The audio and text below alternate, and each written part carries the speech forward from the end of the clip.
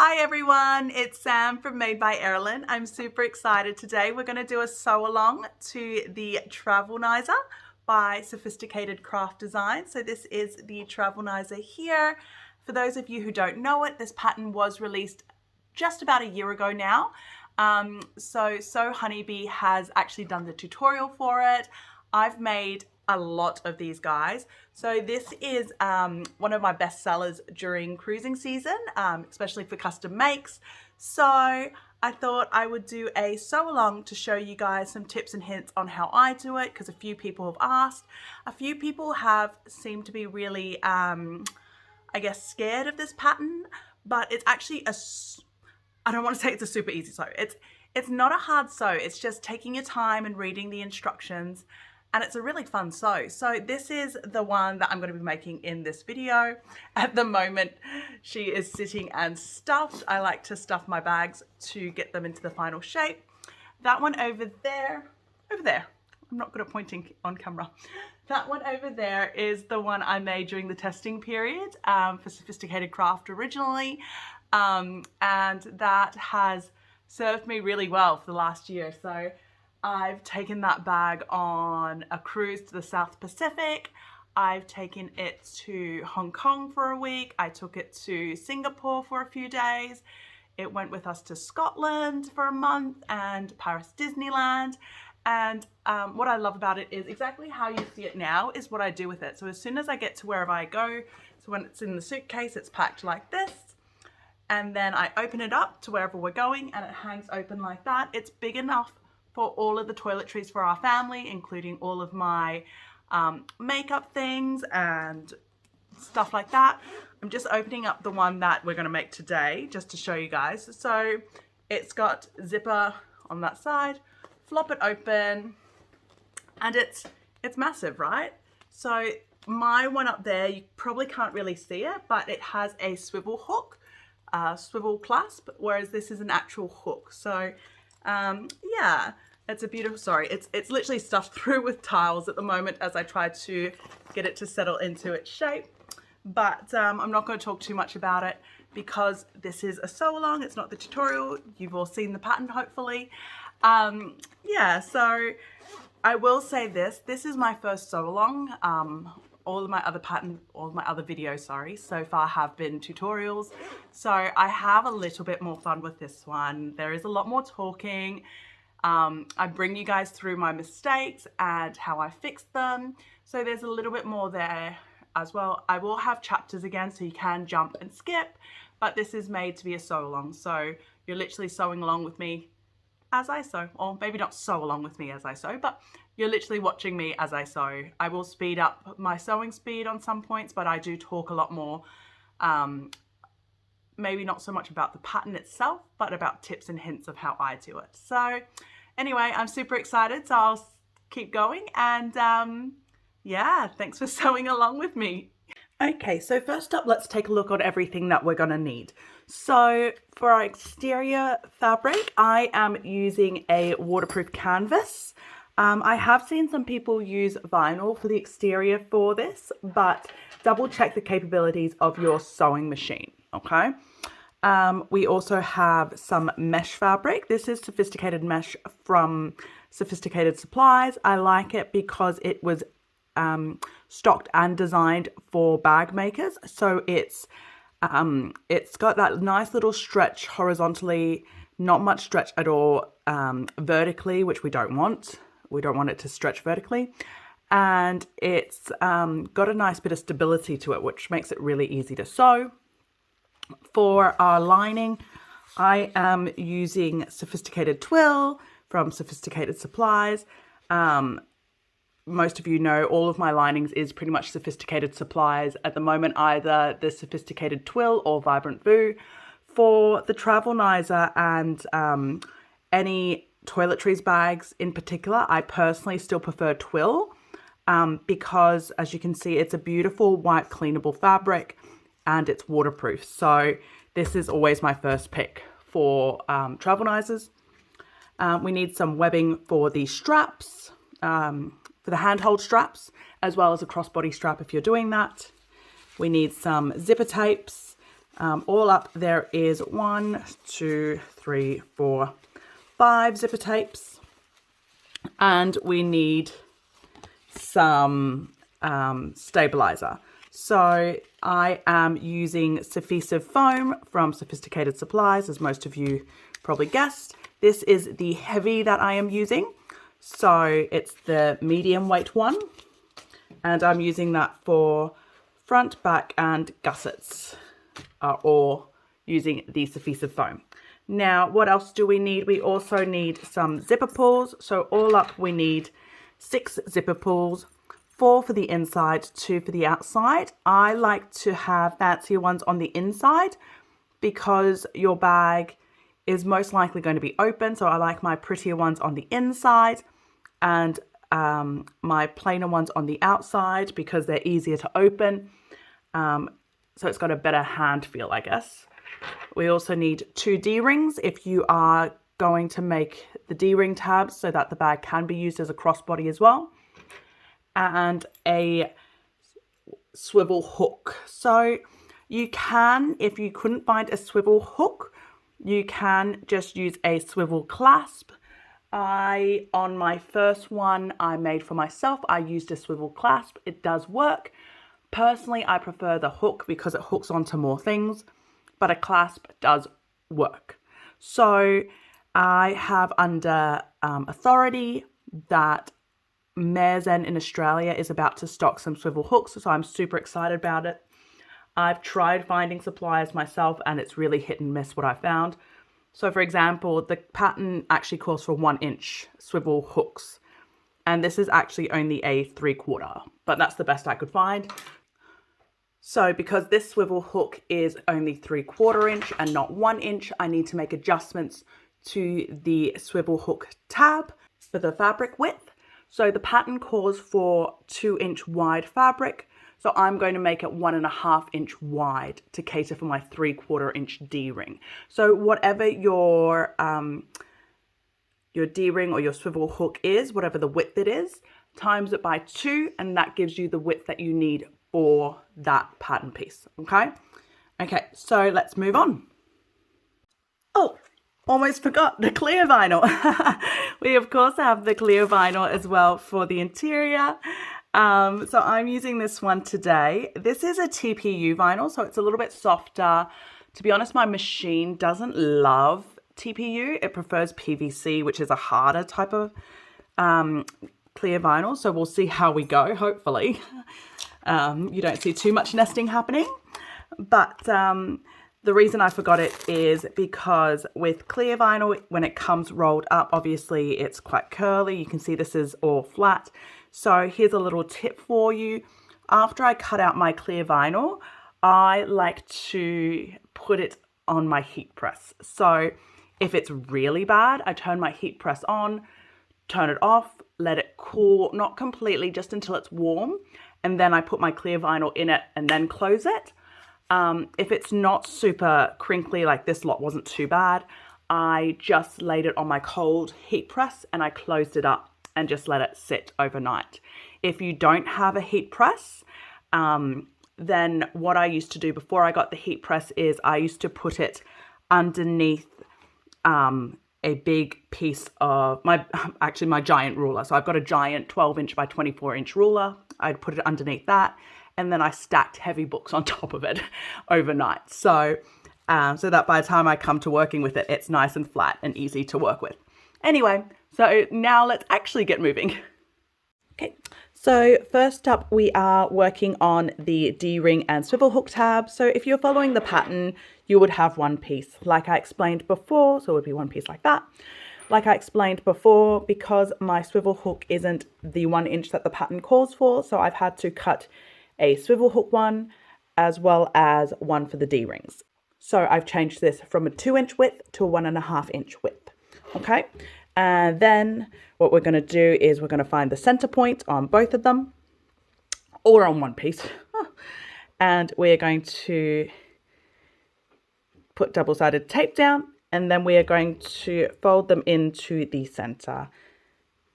So like I said, this, if you were following the pattern and you had 1 inch hardware all round, this would be one piece. So you're only doing this once. I have to do it twice because mine are 2 different widths. Okay. And then what I'm going to do after I've done that is I'm going to take it over to the sewing machine and I'm going to top stitch the 2 long ends. Okay. So over to the sewing machine we go.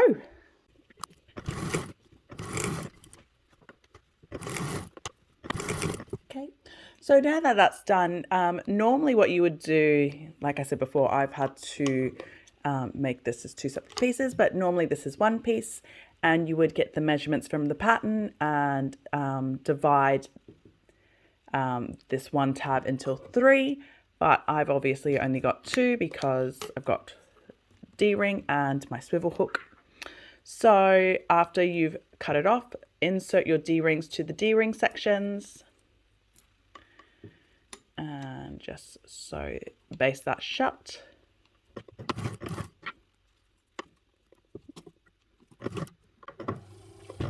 I really should be pulling out my pokey, but I've been lazy.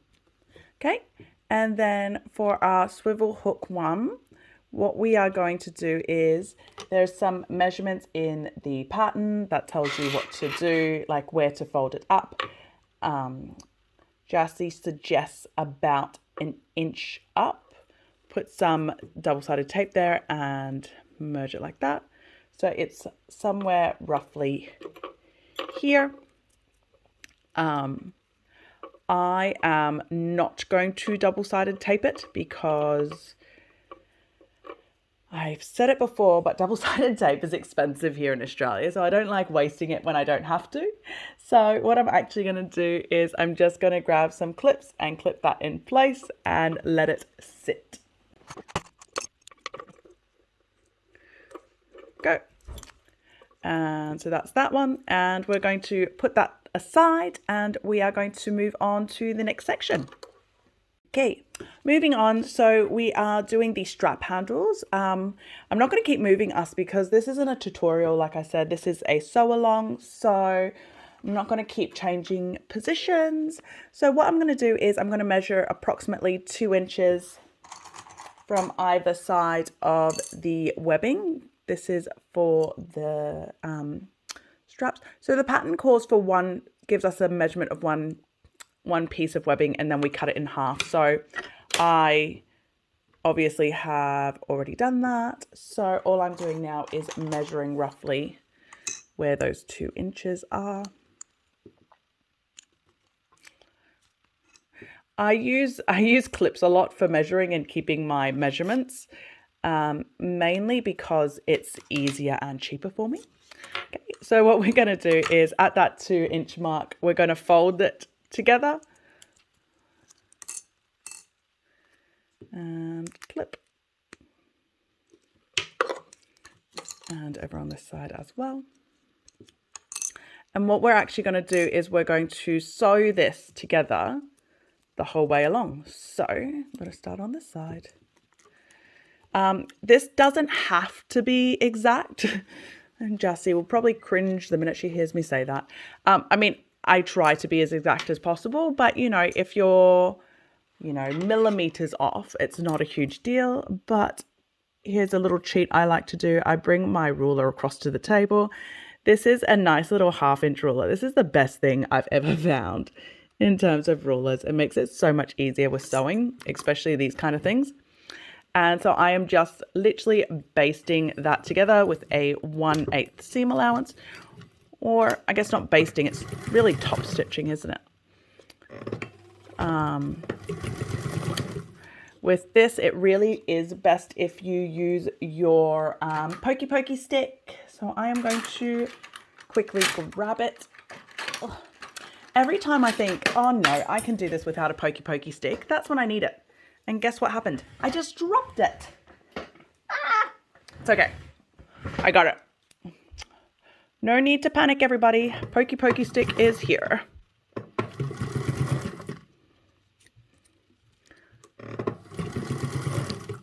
This is a new angle for me too for the camera, so I hope I'm not actually covering it with my hand. I just realized that. Oh.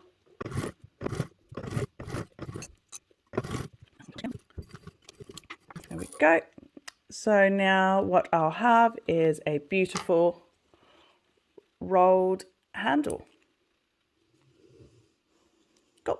And I'm just going to do that with the second one as well.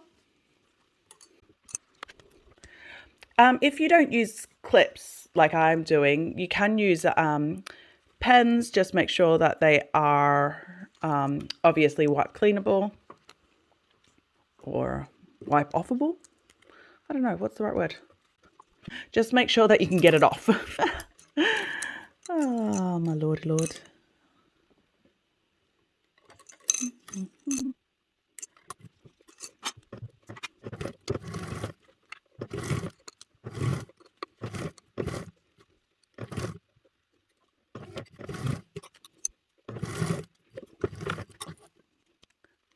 There we go.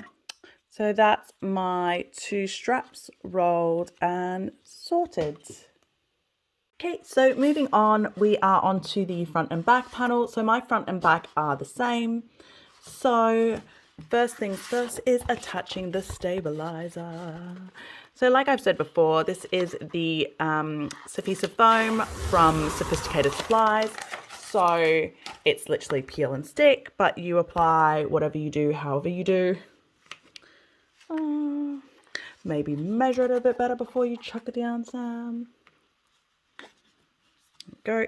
Now, one of the things that I like to do with this one, so this is Sewfisticated foam, like I've said before, so it is literally just a peel and stick down, but because I am working with a fabric, so it's super easy to do, I like to take it over to the iron and just give it a little heat on it. So what that does is it sets the glue. So right now, if I peel it back, it will come back off really easily, so you can reset it a million times.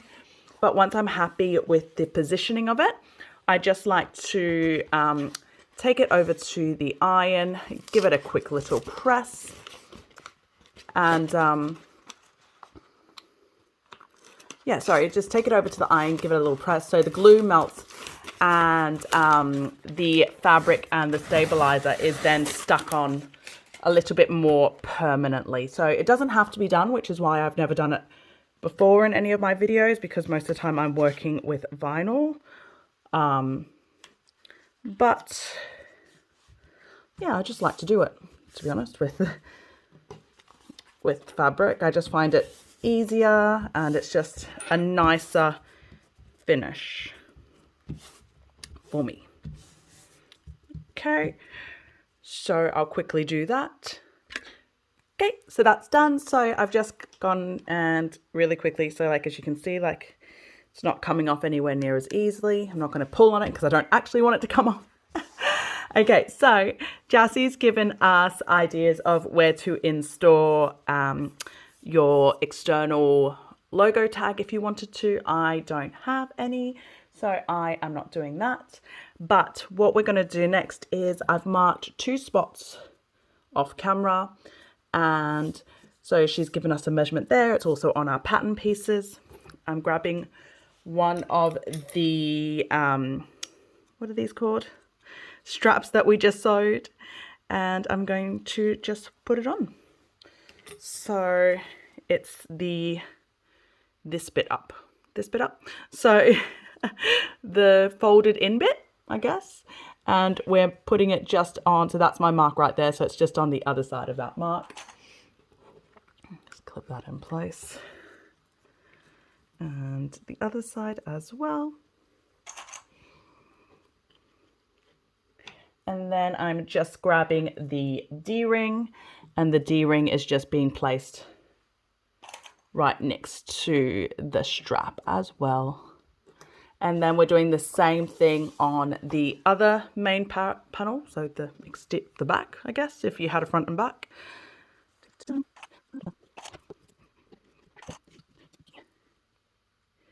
dokie. And we're going to head over to the sewing machine. so we're basting all of this on with a 1/8 seam allowance.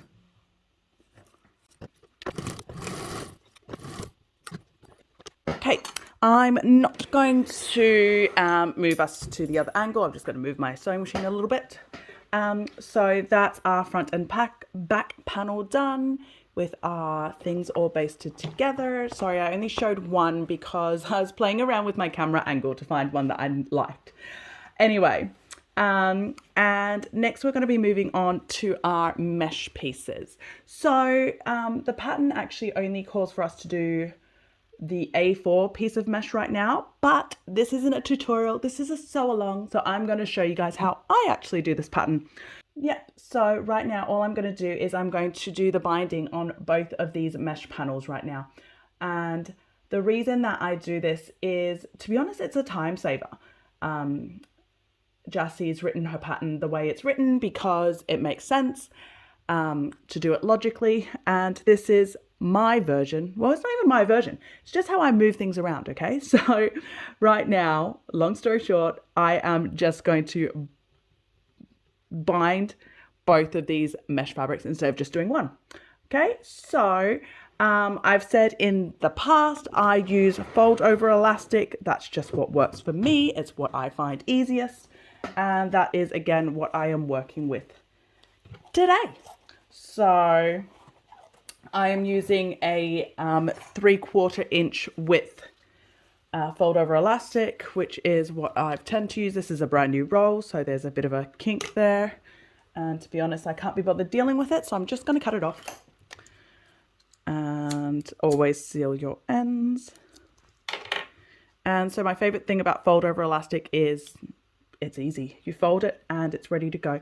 Now, if you haven't watched me working with mesh in the past, one thing I will say is when working with mesh, particularly on fold over elastic or with fold over elastic, don't pull on it. So resist the urge to pull on your fold over elastic because obviously mesh has elasticity to it. If you pull it, it's going to stretch. If you pull fold over elastic, it's going to stretch, and we don't want it to stretch. So this is the one time where I am literally just folding and holding and trying to make sure that I am not I'm not stretching the fold over elastic, because I don't need it to go over bends or anything like that when I'm like as if I was working with normal fabric, well, not normal fabric, but as if I was binding normally. So yeah.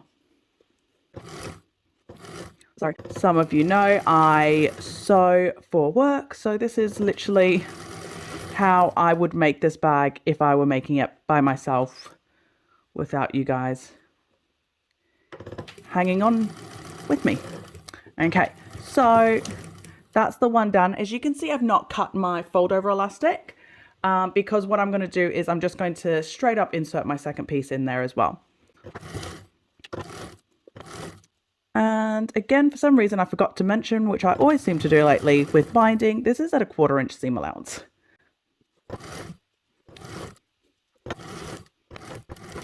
Okay. Oh, I lost the bobbin race. Yay. Okay. I'll show you guys that in a bit. But what I wanted to show you here is, obviously it didn't sew to the end, but normally what it would have done is if it sewed to the end, I would have left the bias tape on, or my fold over elastic, I should say, on until it got to the end and it sewed it all. And then I would have then at the end cut it. So what that does is it just helps me,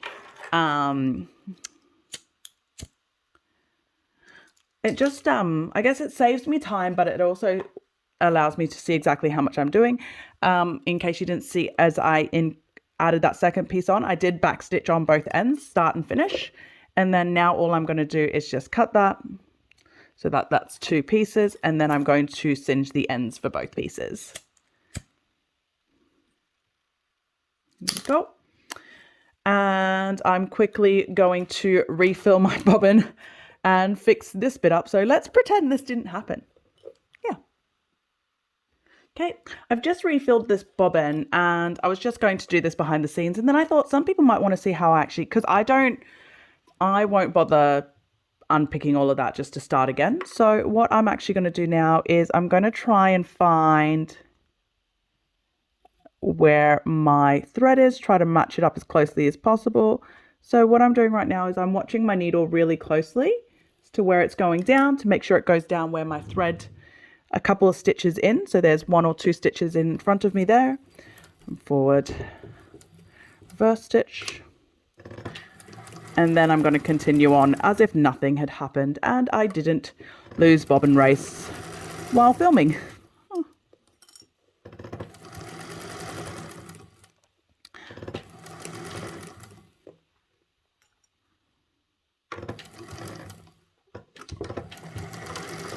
There we go. Okay, so if you were interested, so this is where I added the threads. So you can see this is where my bobbin race lost. So that's that loose thread there. So I'm just going to cut that off like nothing happened. And just clean up some of these threads. So this is going to be the back because obviously it's a little bit messier, so I don't want that to show as much. But that's the front, see? So it's not, you've got a couple extra threads, but it's still not messy. So that's how I normally fix it if I lost the bobbin race. So that's the mesh all done. So moving on, we are going to attach the mesh to our main panel lining. Now, I said before, I've said it a few times now, this is not a tutorial, this is a sew along, so I am doing things my way. So hopefully what it will do is give you guys some tips and hints, because I sell, this is one of my best selling bag makes. So I've had to learn how to try and make it work for me to save time. And one of the things that works for me and saves time is I don't cut them to shape. So this, as you can see, is a rectangle in the pattern. This is a, it has rounded corners. It's not an oval, it's just got rounded corners. So I don't bother with that until later on. So what I'm going to do now is I am just matching up the base of my mesh. The edges are too long, as you can see. You can center it if you like. I don't bother at this stage. I just kind of, as long as it covers both edges, both ends, I'm just matching up the base. That's all that I care about right now, is that base matching up. So I'm going to go ahead and clip that in place. And then what I'm going to do is I am going to take it over to the sewing machine again, or just move it right there. I'm going to baste along the edges. And then after I've done the edges, I'm going to then find the center of the lining piece. And then I'm going to sew a line all the way up, across and back down, so that I turn the one slip pocket into 2. Okay, so let's hop onto the sewing machine. Bring her back across. Oh, big muscles. There we go.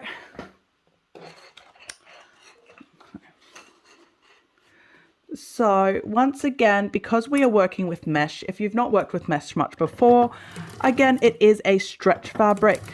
So just work with it slowly. One thing that I've also found that weirdly works for me sometimes, if you want to do it that way, is actually sew from the back. So instead of sewing with the mesh side up, sew with the main lining up and the mesh is underneath. Obviously with that, you will probably need more clips on the base to make sure that the mesh is on properly and, you know, not deviated and not moved about. But that's a good way, especially if you have mesh that isn't the best quality. That's what I had to do before I found sophisticated mesh, because the mesh was just, oh, it was a mess. It was horrible. I actually cleaned up my sewing room yesterday and I threw it out.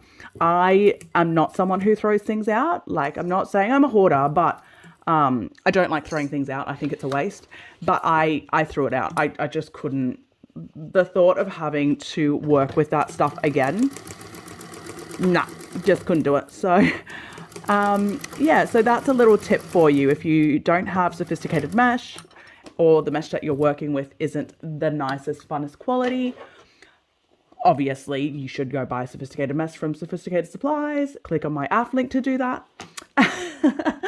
But of course, if you don't want to or you can't, that's a little tip for you, is to sew it this way up so that you are sewing along your main fabric instead of your mesh, and make sure you put lots of clips down the base to keep it all in place. So yeah, okay, so next what I'm going to do, like I said, is I am marking that center, and then I'm going to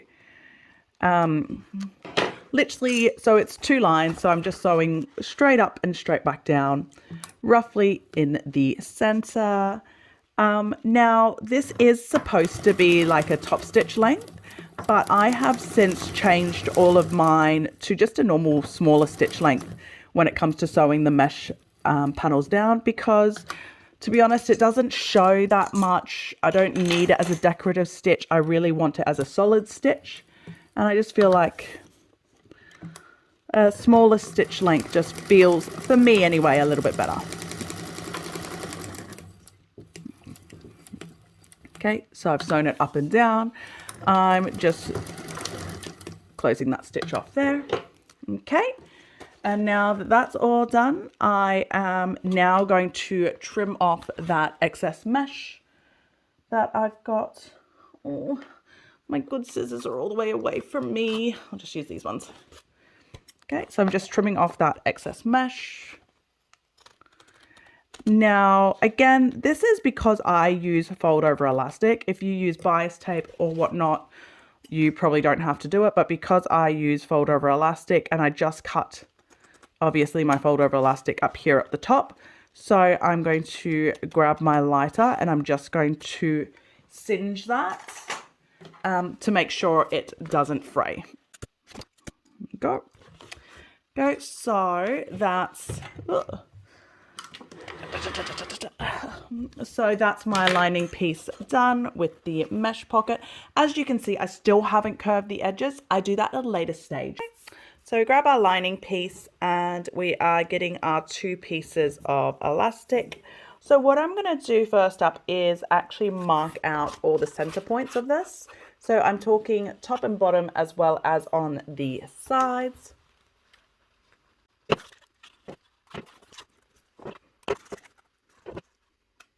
Go. So got them all marked out. So top, bottom and sides. And we're getting our 2 pieces of elastic. Okay, so if you have fabric safe pen, you can use pen to mark it. I don't, so I'm going to show you guys my cheat way. So first of all, what I'm going to do is I have to mark, I'm bringing in a thing. So I am marking spots on this fabric here. So I want roughly 1 centimeter in between these 2 spots. So let me quickly grab a pen.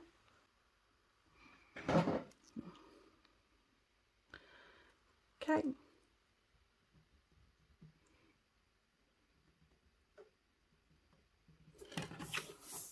So I'm just marking 2 spots on the side. So it's roughly 1 centimeter in between it. It doesn't have to be, you know, completely exact. It's nice if it matches up. It will match up, don't worry. There we go. Okay, what I'm going to do is I'm going to grab my 2 pieces of elastic. And like I said, I don't have fabric safe pen that works for me right now. So what I'm going to do is the top piece, I'm going to fold in half.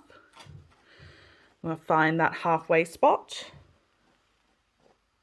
I'm going to grab some painter's tape. I'm going to open that halfway spot, roughly lined up with the halfway of the fabric. There it is. And then I'm going to cheat.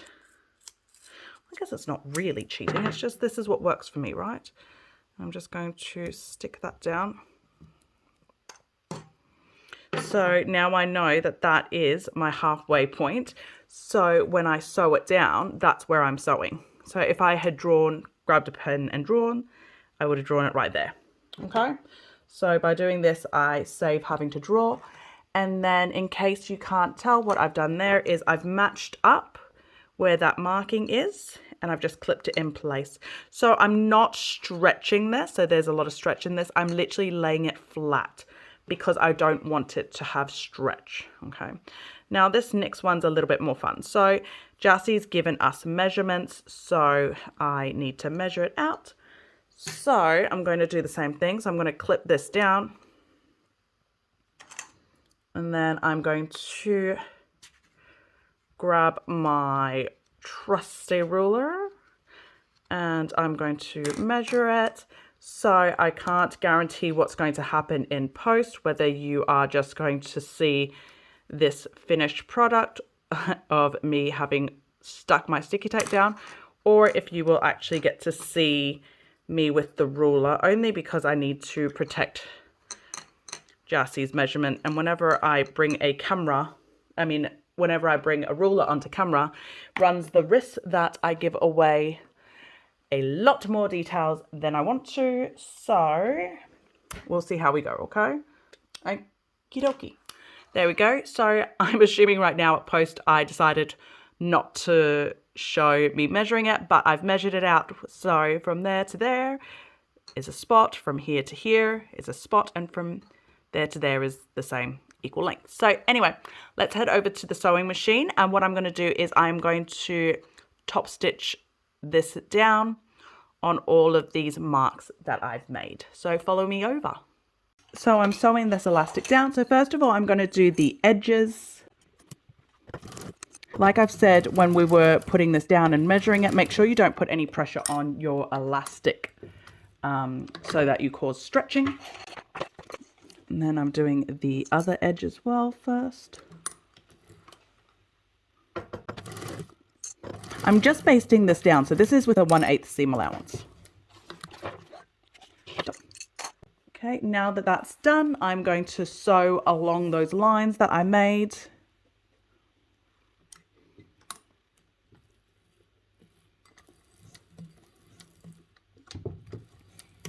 I am going to back stitch this.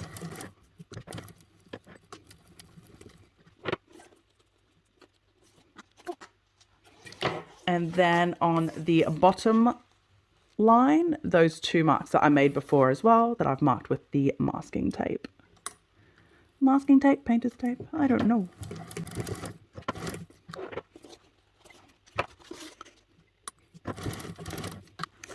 Okay, now that that's done, I just need to do some cleaning up, obviously. There's loose threads everywhere. So, you guys can stay with me, I think. Why not?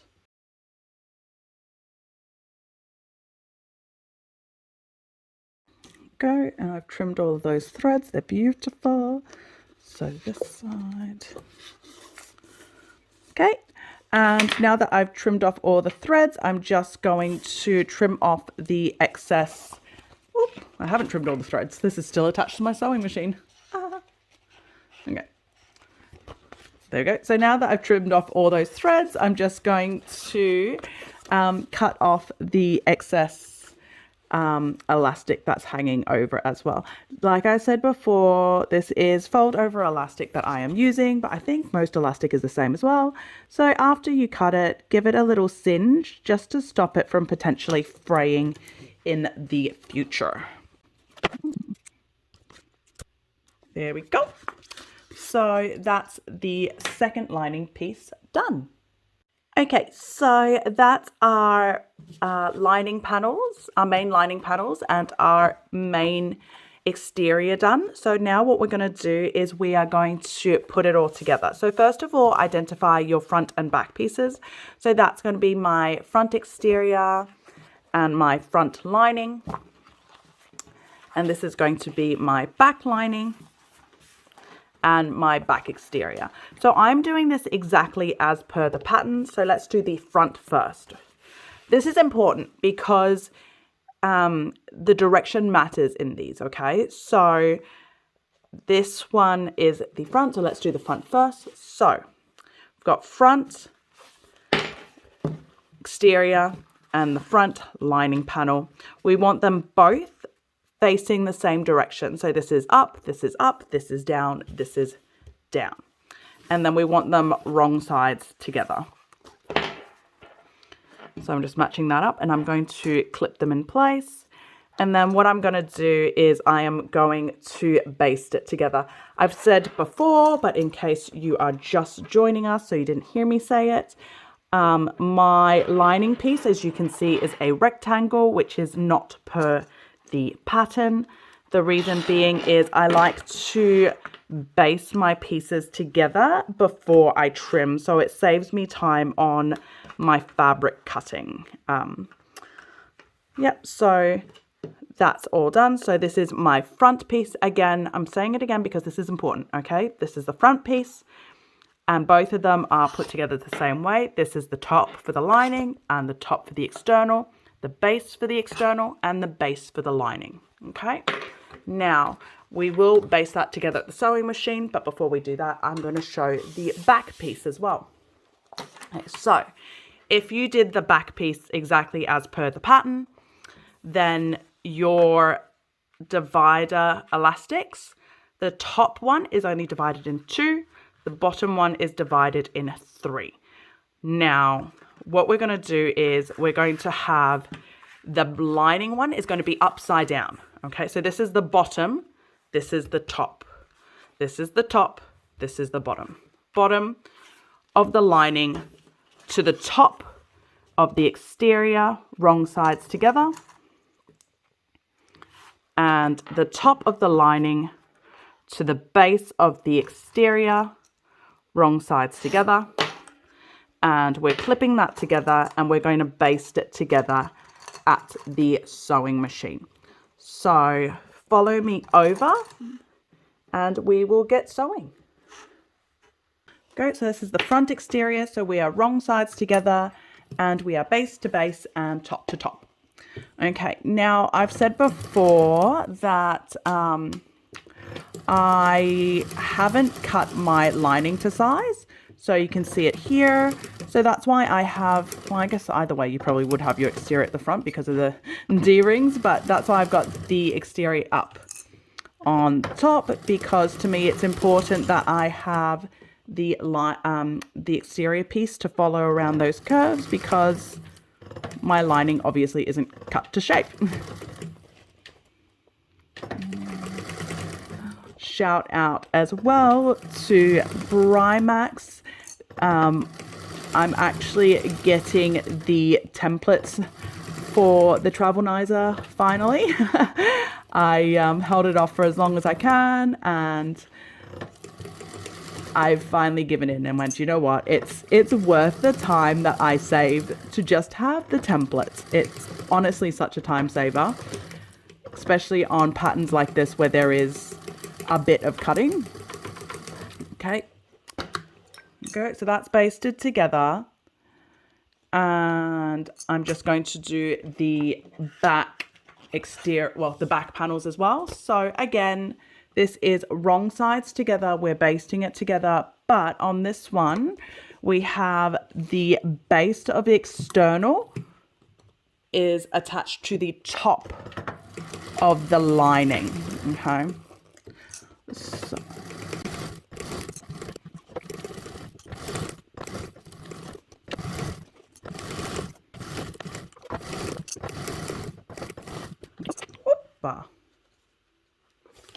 go.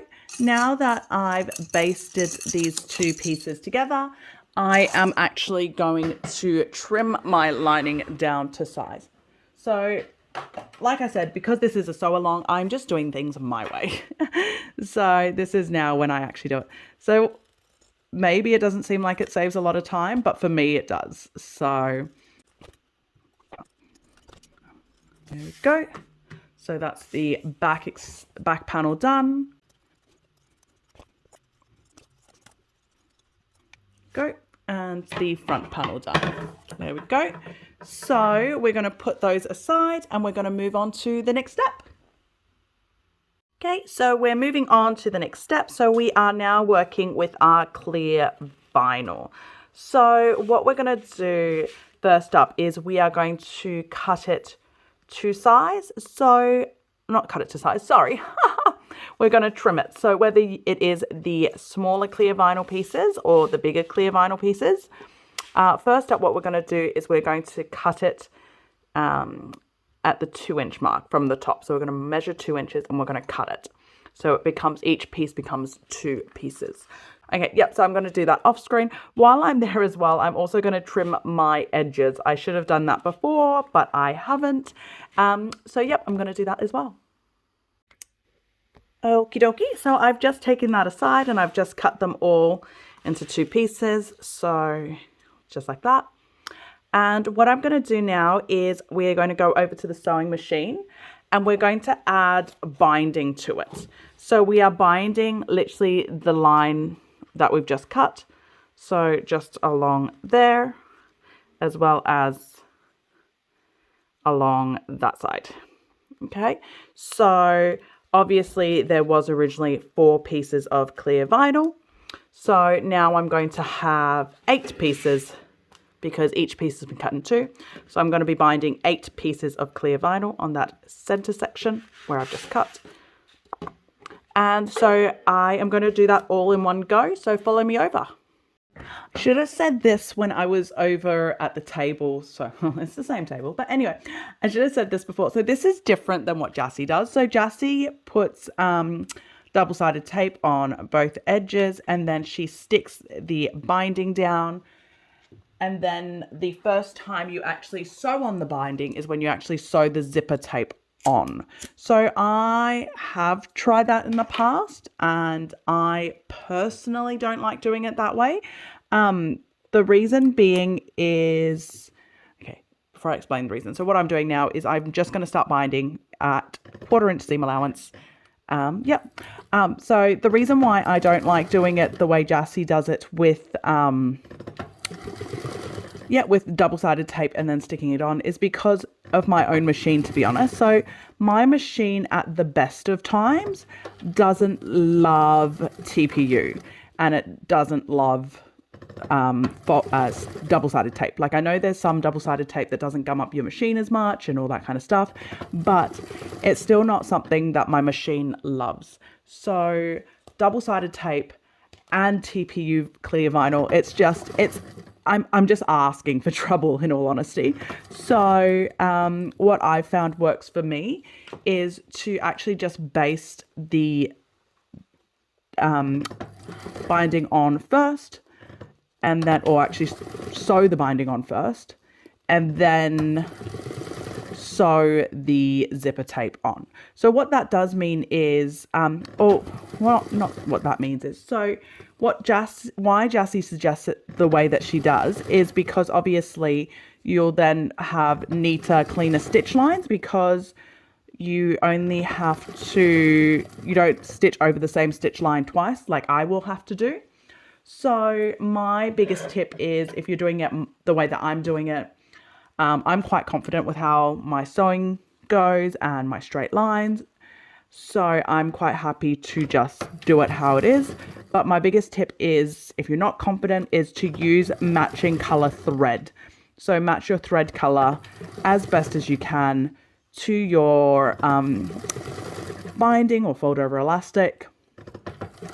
Just because that way it doesn't show, like your stitches won't show as much. So that kind of negates a little bit of the double-sided tape that Jassy does as her method. Or if your machine doesn't mind clear vinyl and doesn't mind double-sided tape and it works for you, then yes, do it.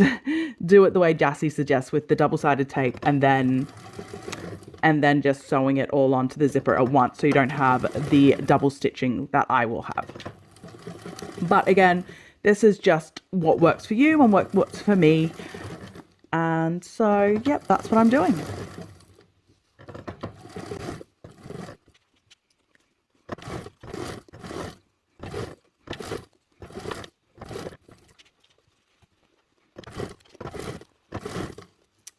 To be honest, normally I do this section when I do the mesh tape as well. So when I am attaching the binding onto the mesh panels, I also do the binding for my clear vinyl at the same time. So it just kind of streamlines my process a little bit. I didn't do that for this video because I thought it might be too out of place and make the video a bit too hard to follow. But if you wanted to know my secrets or my production style secrets, that's it. So I do all of the binding at one go.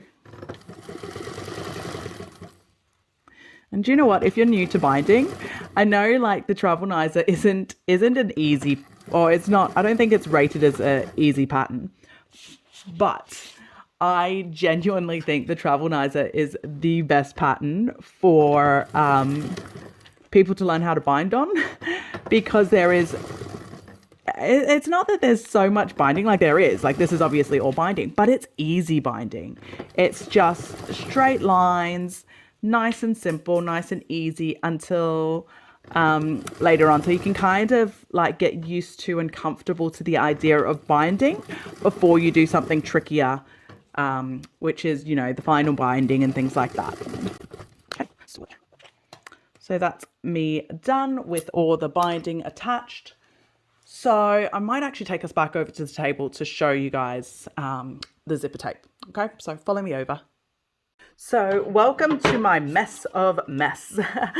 So I've just binded all of the clear vinyls. So I'm just going to snip them off. So separate them back up. Okay, so let's work on this one together. Okay, so this is...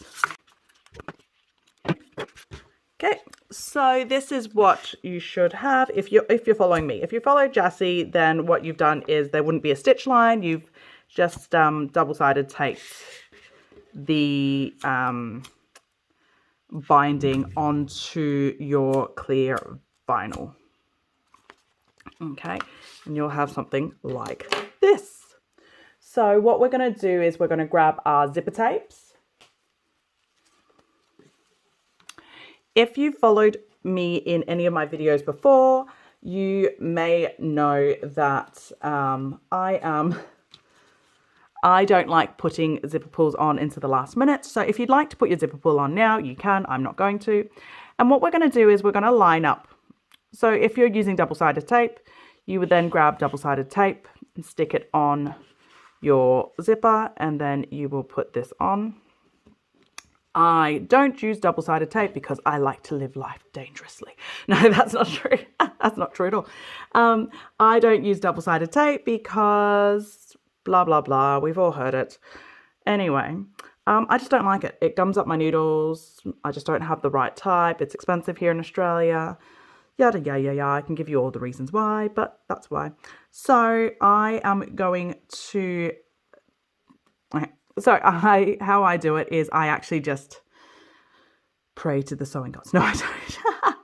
I line it up as I go on the sewing machine. So I'll take you over and I'll talk you through it. So you're going to listen to me talk a lot again. Just to show you how I do it.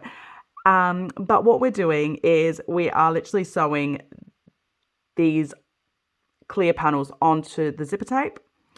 So the first line that I'm going to sew is going to be about 1/8 in up here, so it's going to be closer to the zipper tape. And then after that, I'm going to do another line right on that stitch line that I've done before.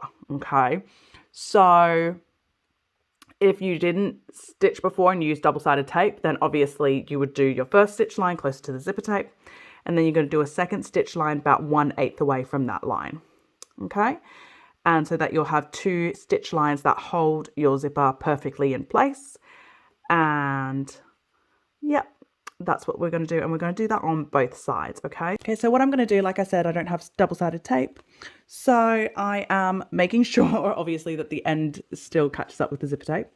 I'm lining up, grab my pokey so I can point to the right thing. So I'm lining up the edge of my tape to the edge of my binding. So that's what I'm doing on that side. And then I'm coming in and I'm doing a 1/8 seam allowance.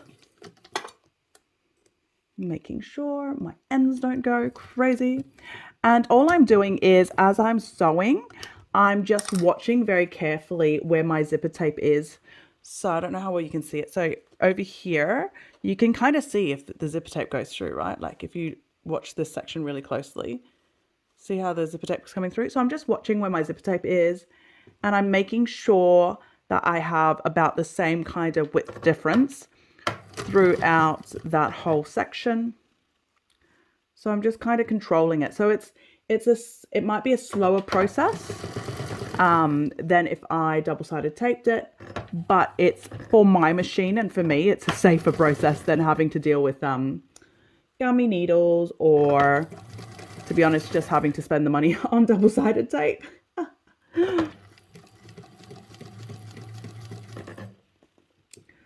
So all I'm doing is just very carefully lining this up and making sure it lines up perfectly and properly, and that I am happy with it as I go. Okay. Take that off to show you guys. So that's that top line sewn on. So now my zipper tape is actually fully attached. But so you could leave it as this if you want to. Jassy does say to re-sew on that second line, and I do like to do that. And the reason being is, if you turn over, first of all, one line of stitching isn't very secure. Second of all, this is like flappy about, and I don't like that. So I am going to go back and I am going to sew that second line. This is what happens when you don't pull your ends. So I wasn't holding on to my ends when I started, so that's happened. Anyway. Okay, so what I'm going to do now is I'm coming back on that line of stitching that I've done before.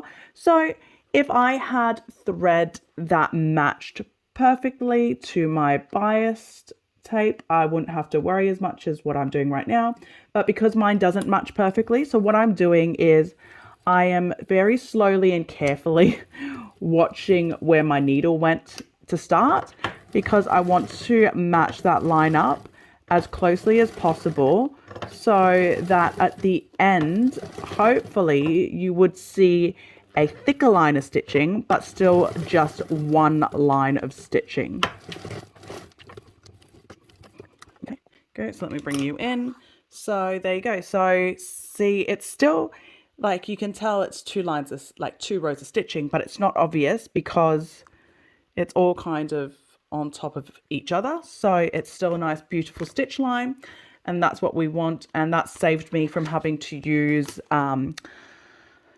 double-sided tape and deal with the potential repercussions of double-sided tape and TPU vinyl on my machine, because my machine hates me.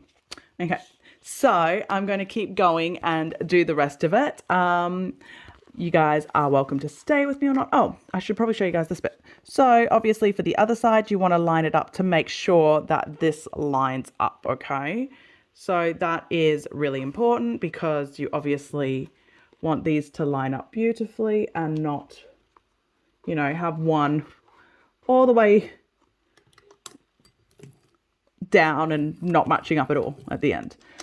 So one thing to be wary of when you do that and match them up is when the needle comes down and your pressing foot is pulling it, is that it's all pressing in the same direction. Okay, so I'm going to keep sewing. This is going to be my production style. So I literally just keep going. So that's what I'm going to be doing now.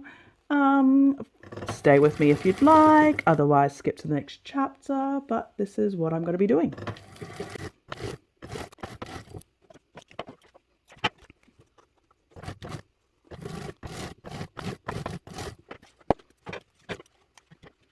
In case anyone's thinking, this isn't the top piece of this, okay? I've just grabbed, this is what I like to do. I like to alternate whether I'm doing the top piece or the bottom piece. So it just makes it easier for me to know which piece lines up with which, just for pattern's sake and like the continuity.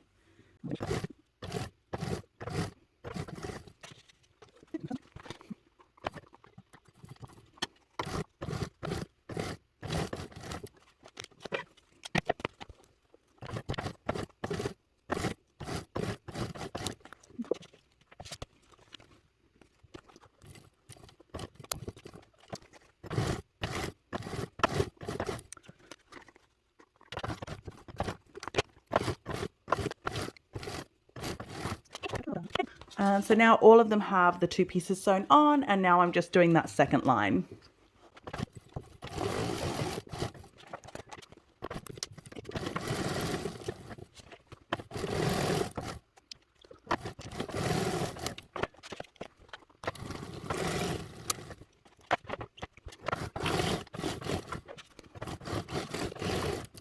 That's all done, so I'll take us back over to the table.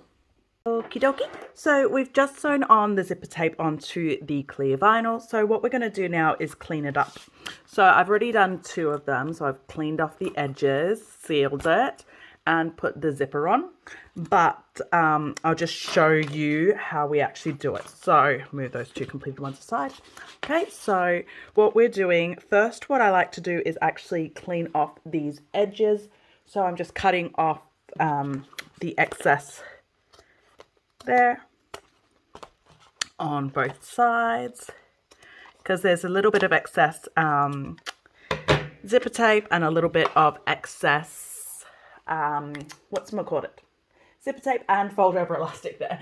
So I've just cut that, and as is any time that you cut fold over elastic or zipper, make sure you give it a singe. Just good housekeeping. Okay.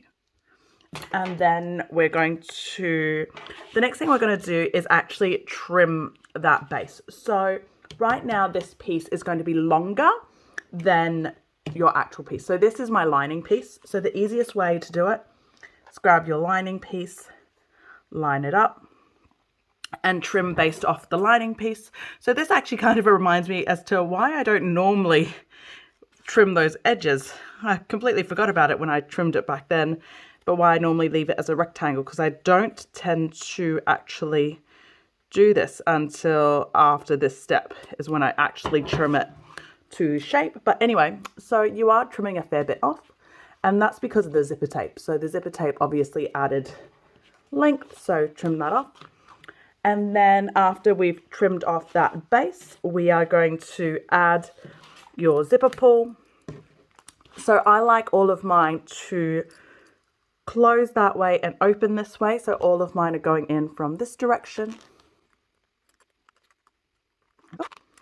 Okay, and that's all done. Now I've done 2 off camera, but I've left this one here. And the reason being is, don't know how well you can see it. Like this, you can see it better.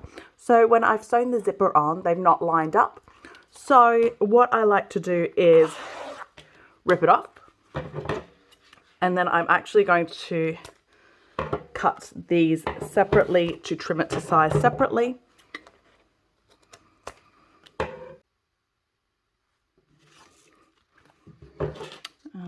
To do this side too.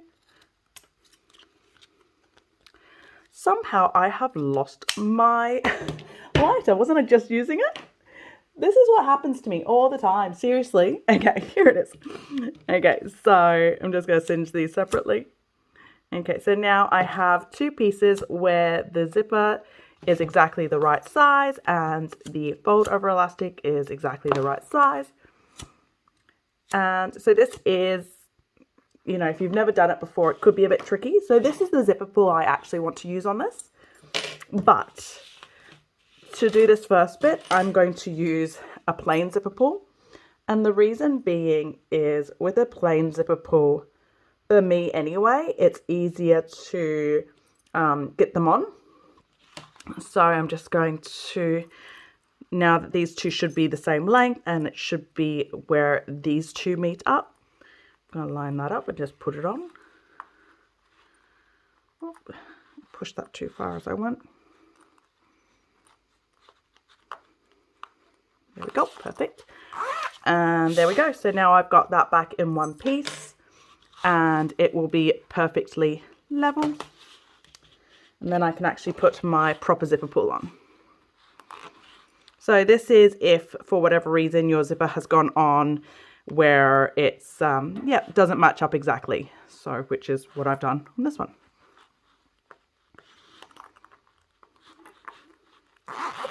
There we go.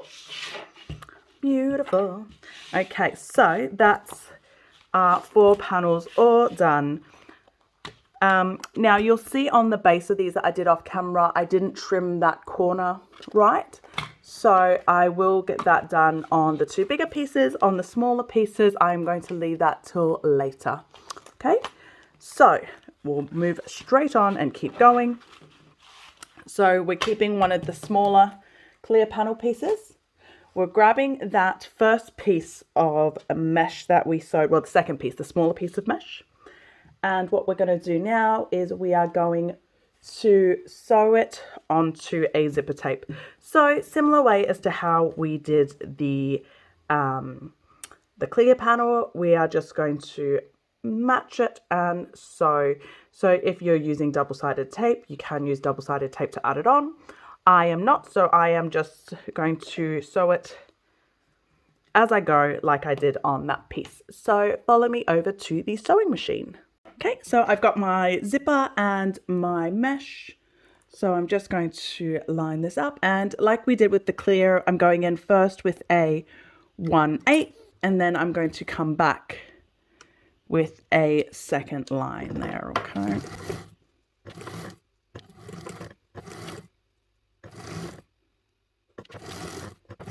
Go.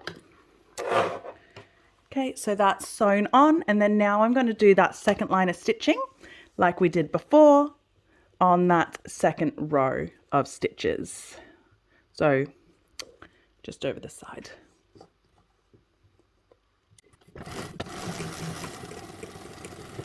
There we go.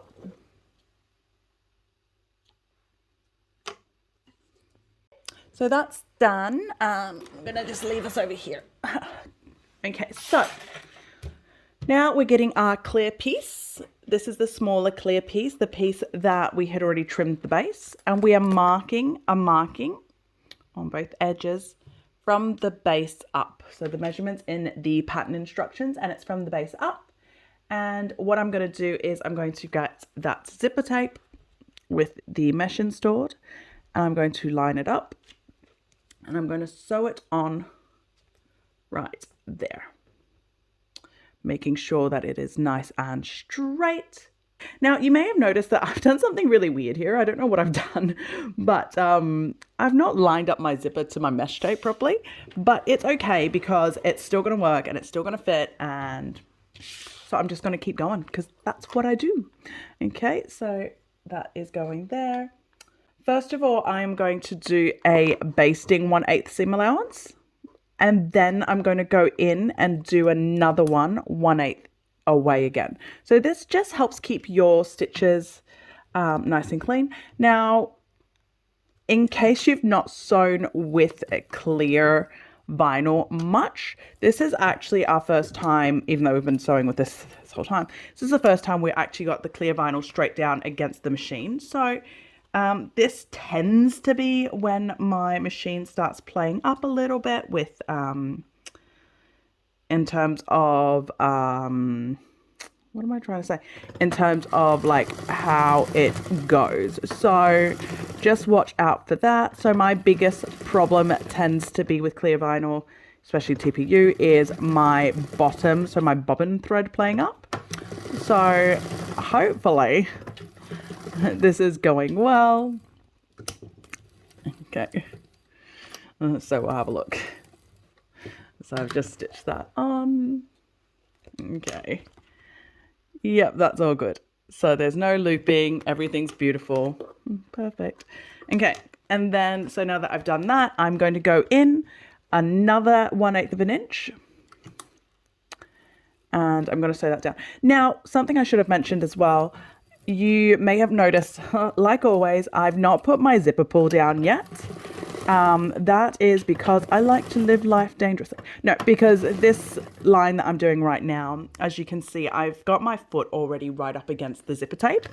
So if I had put my zipper pull down now, it just, well, earlier, it just would have made my stitching a little bit harder, and potentially a little bit messier, a little bit more time consuming. So I like to do it later, which is now. So here we go. So I've got that all on. Move you out of the way, make me some space. Okay, So that's the mesh on now. So now that the mesh is on, now I'm going to put my zipper pull on as well. So it can be a little bit trickier doing it at this stage, just because obviously like there's not as much space to do it as there would have been if I had done it before. But for me, it's worth it because I get cleaner stitches and it's an easier sew. Oh, go. Okay, so that's in. And then now what I'm going to do is, now that the zipper pull's in, we're pulling this down. Actually, this isn't even the zipper pull I want to use. So hold on 1 second. This is what happens. This is what happens when you're not paying attention to what you're doing. Okay, so let's do this again. So zipper pull on. Okay, we're putting the zipper pull we actually want on. There we go. Beautiful.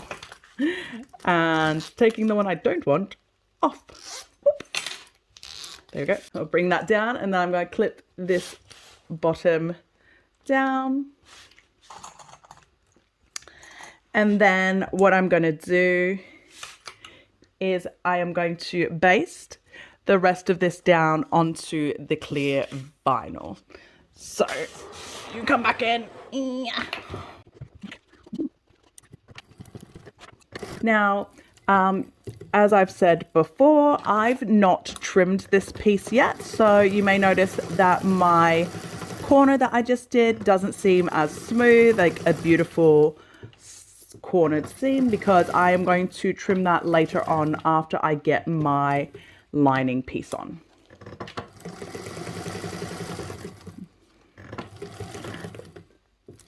There we go. So that's now in. So I'm just going to trim off all of the excess zipper tape and excess mesh that I had, because I've done something weird here. I don't. Yep, that's it. I've done something weird. There we go. Okay, so that's trimmed off. So I'm just going to go ahead, grab my lighter and light that all up. Make sure that's all singed and happy. And that's that piece all sorted. So we'll keep moving on. Okay, so moving on to the next step, we are going to be doing the hanging connectors first. So these are my hanging connector pieces here. And what we're going to do is we're going to fold it in half, long sides to long sides, right sides together. And we are going to sew the two short edges together with a 3/8 seam allowance. And then we're going to birth it and then top stitch the perimeter. So long edges together, 3/8 seam allowance along those short edges. Okay, so I'll put that over on the sewing machine. Okay, and then the next step that we're also going to do, because I'm going to do this all in one go at the sewing machine, so is we are getting our hanging sleeve exterior fabric and the hanging hook. So this one's for your top piece, so when it's opened up, the top one. So this is my one here. What we're going to do is we are going to mark about from the center about 2 inches down, which I've done here. We are also going to get a little piece of stabilizer, and we are going to put it about, there's my mark. So I want it to kind of cover that mark a little bit, but also come up a bit. So this is a spare bit of stabilizer. So this is to help add security to the hook, because obviously whatever you put in this bag could potentially be quite heavy. So we want to make sure that the bag is able to sustain and hold that weight. Okay. And then that mark that you've marked right at the center and about halfway at 2 inches down, that's where we are going to sew this on. Okay. And this is going to go on, and we're going to sew it with a box around it. So if you had double-sided tape, you can double-sided tape it down. Like I said before, I don't use a lot of double-sided tape, so I'm getting some painter's tape. I'm just going to hold it in place. to make this a bit easier for me. Now, where your fold was, it should be in that section, which mine is. To make sure that it gets stitched in, I'm just going to double check that my hook is on the center of the top, which this is. So I'm happy with that. And I am going to go over to the sewing machine. And what I'm going to do is I'm going to sew a box, about 1 inch box, about a 1 inch, well, say about a 1 inch square box, maybe a 3/4 inch square box according to Jassie's pattern. But I'm going to sew as close to this edge as possible and around and across. And then I'm going to do the cross in the middle. Okay, so follow me over to the sewing machine. Okay, so hanging connectors first. So this is 3/8 seam allowance from the short edge.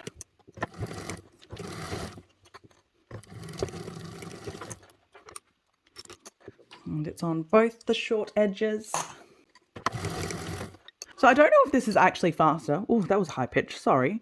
I don't know if this is actually faster, but this is how I production sew. So I kind of leave my previous piece on there.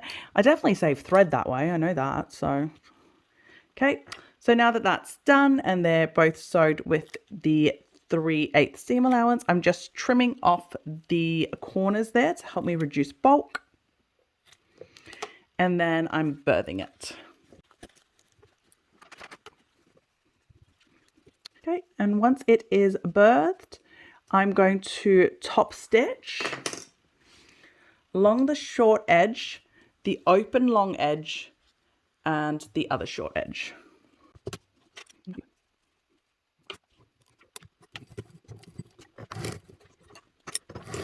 Sorry, so this is top stitching, so this is with a 1/8 seam allowance. Okay, and then the other one.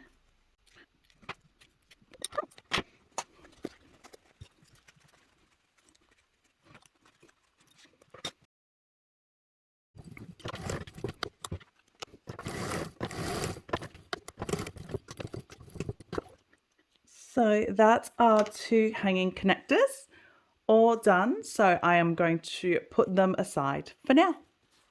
Okay, and we're now going to move on to this little guy here. So this is the one that the hanging, oh, what's this? The top hanging sleeve. Sorry, so we're moving on to the top hanging sleeve. So what I'm going to do now is I'm going to try and take these clamps off, because obviously I don't have any double-sided tape holding anything together, like I've said before. Okay, making sure I'm still happy with the placement of everything. Sorry if you see my heads. And then I'm going in and I'm sewing this down with a I guess 1/8 seam allowance, but it's just as close to the edge that I can get that I'm comfortable with. I'm going to make it a shorter stitch length, and go. Coming up. So what we're doing is we are boxing this. Let me just, so it's supposed to be about a 3/4 inch box. So it's up to you if you wanted to double check whether that is 3/4 inch or long enough or whatever it is. And I've lost my ruler. Well, I've lost my ruler, so I am just going to do it because I know this is about 3/4 to 1/4, so I'm happy with that. And here we go. So now that I've got that down enough sides, I can take this tape off now if I'd like to, because I just don't like the tape being there. It kind of gets in my vision, so I like to get it out of the way. Flop it down. Sorry if you see my head again. I'm just checking where my stitch placements are. Go. So I'm just doing that base one more time because I just want to come back down to that corner. And then from that corner, I'm going to come up across to this top corner to do a cross in my X. So I'm using my pokey pokey to line up a straight line.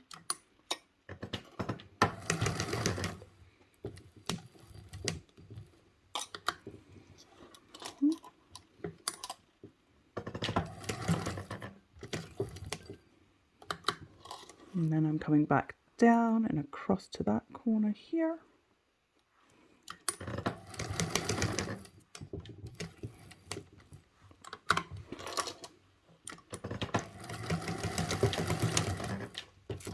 There we go. So that's all stitched together with the box and the cross stitch. And if you turn over to the back, you'll see that you stitched it through that extra piece of stabilizer. And so that just helps you add that little bit of extra stability, because this is going to be holding potentially a lot of weight. You can't actually, yeah. There we go, because this is potentially going to be holding a lot of weight. So we want that to be on quite securely. So we've just sewn that hanging hook on. So now moving on, we're going to get this top hanging hook sorted. So we're also going to need our hanging hook lining piece, as well as the clear one that we did earlier with the 2 zipper pockets, as well as one of the hanging sleeves, hanging connectors, sorry. So what we are going to do first is we're going to match it all together. So we're going to get the lining right side up and the clear vinyl right side up. We're going to line that up together.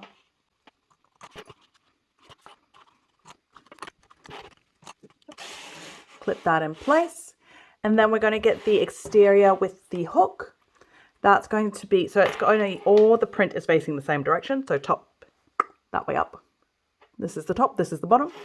I'm going to put this upside down and I'm going to match these together.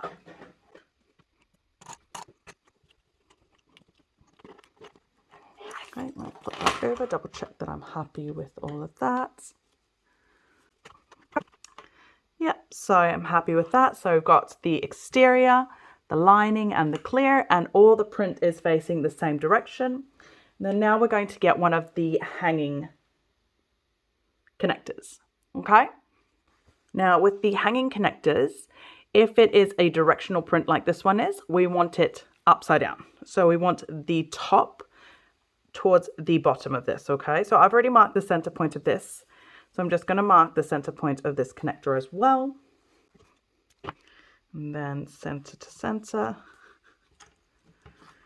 And that's going to go right there. Now, as you can see, the only piece of what I've done that is actually trimmed to the right shape is my external piece. So I'm going to go and base this all together with a 1/8 seam allowance. And then after I base that whole, all of these pieces together, I'm then going to trim those corners off. So it just saves me, like I've said before, cutting those corners a million times. Okay, so follow me over to the sewing machine. Okay. So we're at the sewing machine. We're just basting this whole section together. One thing I forgot to mention is the hanging tab. Make sure you're not stitching that down. So just make sure that's out of the way. You're just stitching along there and leaving that out of it. Okay.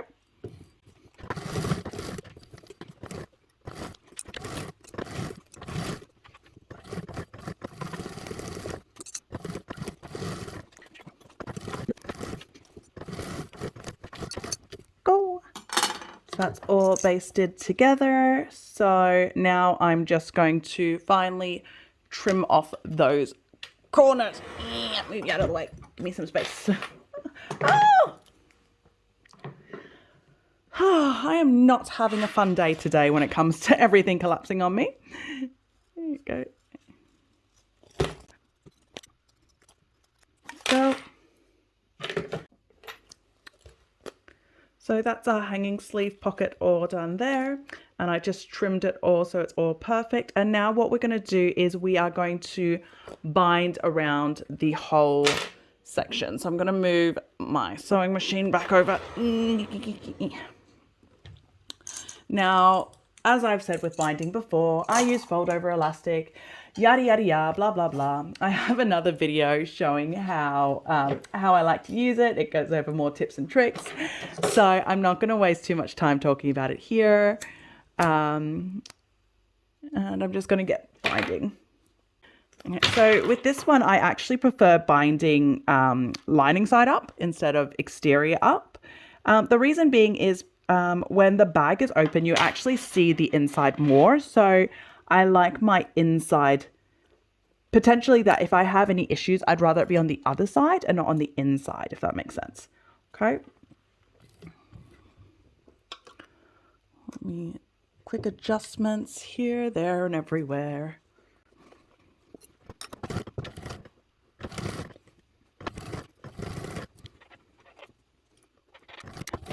I know before I said I really like this pattern for beginner binders because you actually do so much binding. Like even this section here, like this is, we're starting to introduce curves and yeah, we're starting to introduce curves and a little bit more bulk compared to what we were doing before with the, you know, the clear vinyl and just the mesh pocket.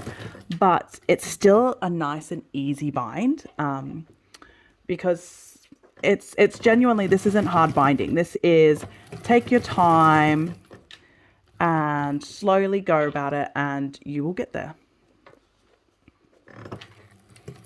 So it's great binding practice.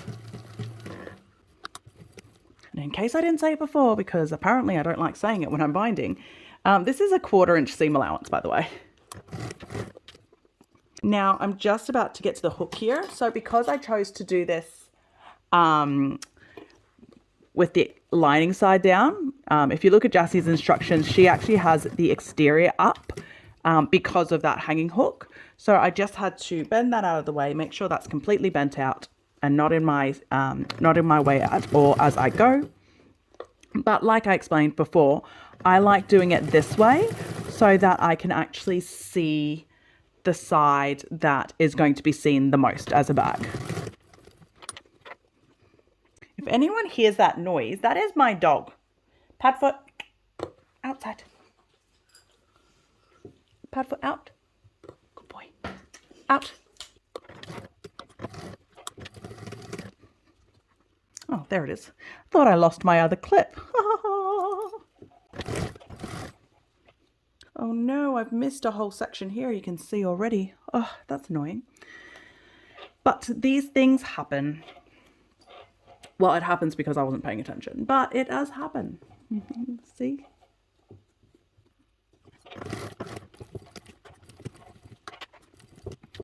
Okay, so I'm coming to the start slash, I guess, end point. So what I'm going to do is I'm going to trim off these bits here. So just cut off that extra threads.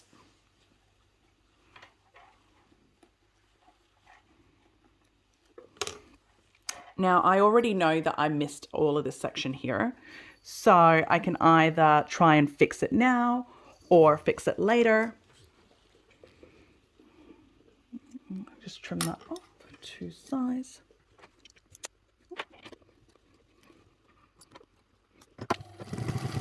I hope I'm not, oh, I'm covering the camera a bit, sorry.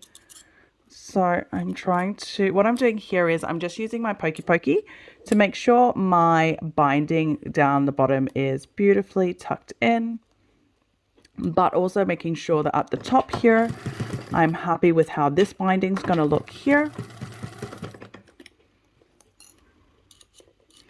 And I already know that this binding here isn't caught, so I'm going to try and fix that now as well. So I'm just using this to poke that all into place as I go over a second time. I'm going to end my stitches here. So now I'm going to turn around. I somehow still didn't catch it. Oh, okay. So I've caught all of my binding everywhere apart from this one section. But this is why I said, like, even though this is binding and it seems like a tricky process, this is why I like this project, because right now it's an easy fix. I just turn it upside down. Especially if you used fold over elastic, this is really important. If you used fold over elastic, use your pokey stick or whatever you've got on hand to hold your binding in place so that it actually covers up the original stitching too.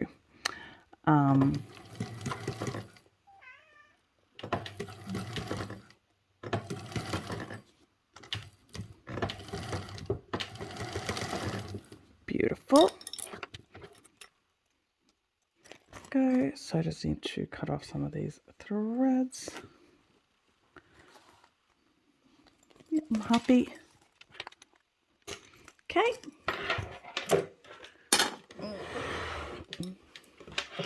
So that's your top hanging pad done. Why is there a loose thread in here? Okay. Right, so that's your top hanging pad done. It's your front, your back, your hanger, your connector. Go. And we're going to keep moving on. So that was our top hanging sleeve all done. So now we're going to do the bottom hanging sleeve. So similar type of thing. So, but this is where we have to start paying attention. Okay. So first of all, let's do the lining. So lining to clear pocket, both right sides facing up.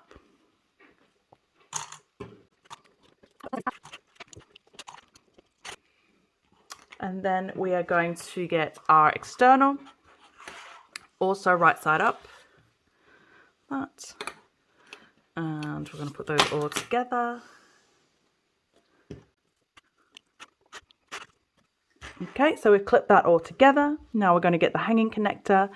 We're going to mark the center point. And we're going to match the center point to that center point to center point. And it's going to be the bottom facing upwards, and this one obviously the print is that direction, and this one the print will be facing that way. So this print is upside down. If you don't have printed fabric for your hanging connector, then you don't have to stress as much as I am. Okay, there we go. And like we did before, we're going to go over to the sewing machine. We're going to baste it all together. And then after we baste the whole thing together, I'm going to trim off those corners and also a little bit of the excess here. I don't know if you can see, obviously when I trimmed that, I didn't trim it in a straight line. So I'm going to clean all that up. And then I'm going to bind it. So follow me to the sewing machine. Okie dokie. I just wanted to quickly hop on. Okay, so I'll talk while I do this. So we're basting all these layers together with a 1/8 seam allowance. So I just wanted to quickly apologize if you guys heard my dog earlier. So on Fridays, which is the only kid-free day I have, both my kids are in daycare. That's my sewing day because obviously no kids makes it easier. And my dog likes to sit in here with me. And for whatever reason today, he is loud. So, yeah, I don't know how much of that gross slurpy noise you guys heard, but that was my dog. I've locked him outside now, so no more gross slurpy noises. He's fine. When I say outside, I mean outside my sewing room. He's completely fine. Don't need to worry about him. But yes, I do apologize.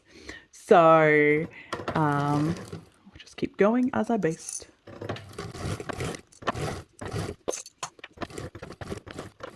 Boom.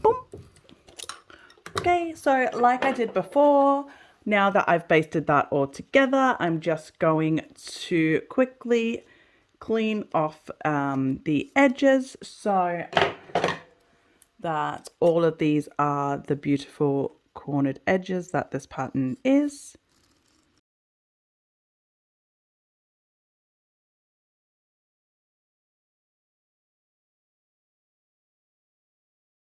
Okay, so that's all trimmed. I'm happy with that all. So now I'm going to go through and I'm going to bind it.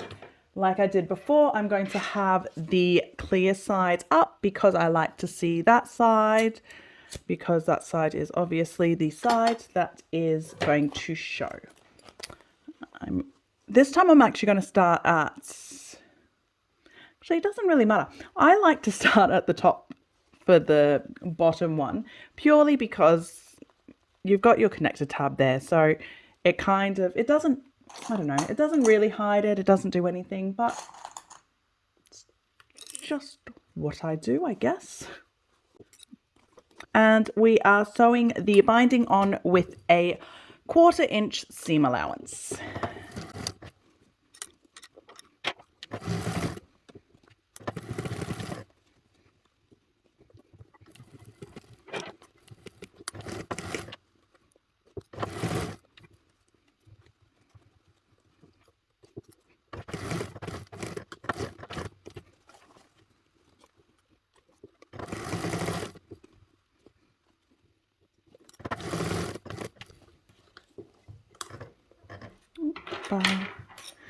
I can already see here, that's why I'm stopping right now, that corner didn't hook right here. So I can see where the center line is and it's not lining up. So I'm just going in there and hopefully that's fixed it.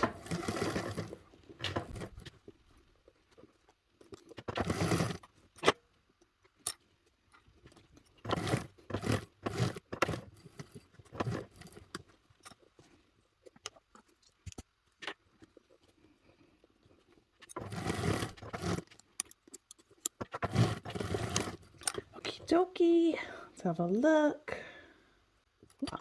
Okay, perfect. So that is all binded, and this is the other side, so I'm checking on that side. Yep, perfect. So that's all binded and we're happy. So let's keep going. Okay, we're going to keep going. I'm not going to bother changing the camera angle because this is an easy bit. Okay, so we're getting all our side panel pieces. We're going to start doing our side panel, so our gusset. So we're going to start with the external. We're going to get 2 pieces of the external side panel. We're going to place them right sides together. The print is all facing the same direction. And we're going to sew that short edge together with a 3/8 seam allowance. And we're going to do that with all of these panels. So that's one. Second one, again, right sides together, print facing the same direction. And same thing again with the lining, right sides together. If there is print, the print is facing the same direction and it's 2 pieces together. Okay, so let's move the sewing machine back in and we're going to sew these 4. Okie doke, so 3/8 seam allowance along the short edge.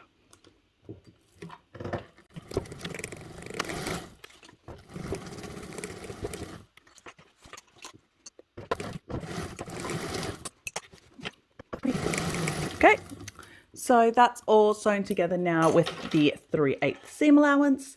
So what we're going to do next is we are going to trim off the seam allowance on the corners just to reduce bulk.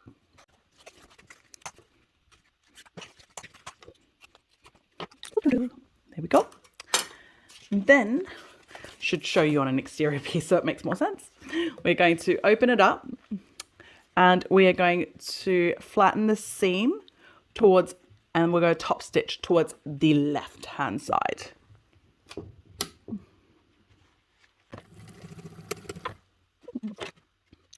And we're doing that with all of the pieces. Oh, yeah. So all the pieces, it's the 2 lining pieces and the 2 exterior pieces. Actually, I am wrong. We're supposed to top stitch that with a 1/4 inch seam allowance.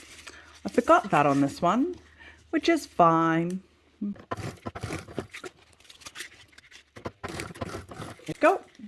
So that's all done. So now what I'm going to do is I am going to grab the stabilizer and I'm going to adhere the stabilizer onto the external pieces.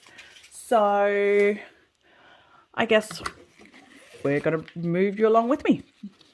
So we've just sewn all of those side panels together. So now I'm grabbing the external pieces and I'm going to stabilize it however you are stabilizing it. I am using Sewfisticated foam, yada, yada, yada, blah, blah, blah. You've all heard about it. It's amazing.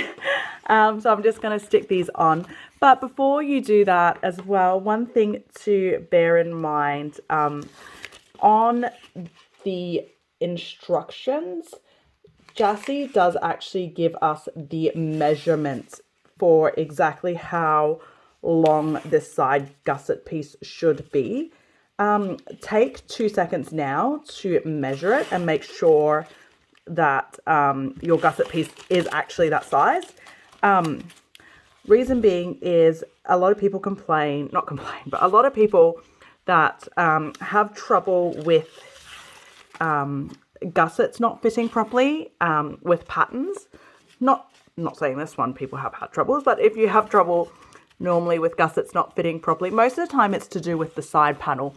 So and so if your side panel, when you sewed them together, your measurements were slightly off, or when you printed the pattern pieces, your printing was slightly off, or when you cut your pieces, the cutting was slightly off, that would cause problems later on when you're actually putting, sewing the gusset together. So if you just quickly check now that the measurement matches up, then you know you're good to go. If your piece is too short compared to the measurement, then your best bet is to fix up your seam allowance of that section that you just sewed together. So the bit where the two pieces are sewn together, fix that up a little bit. And if it's, fix it up down there.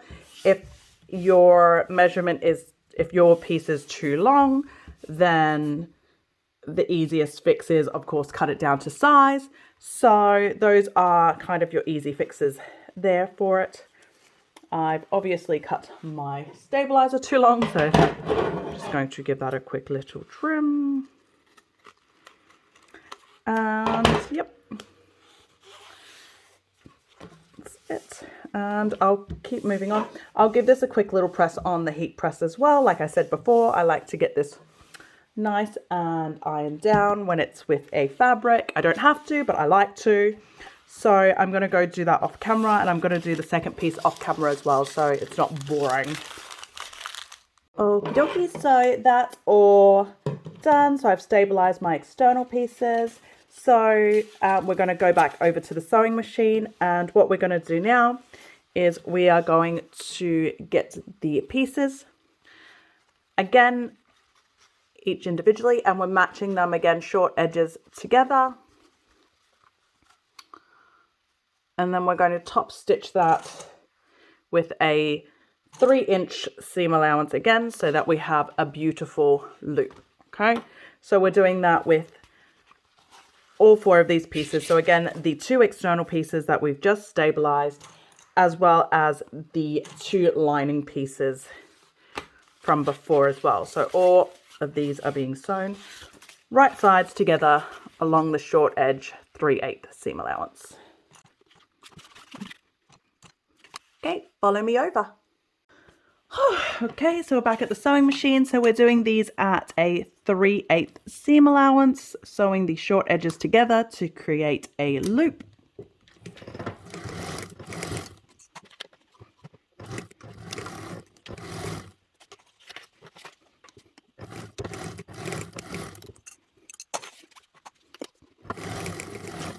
Now that that's all done, we're going to do the same as what we did on the other side before it created a loop.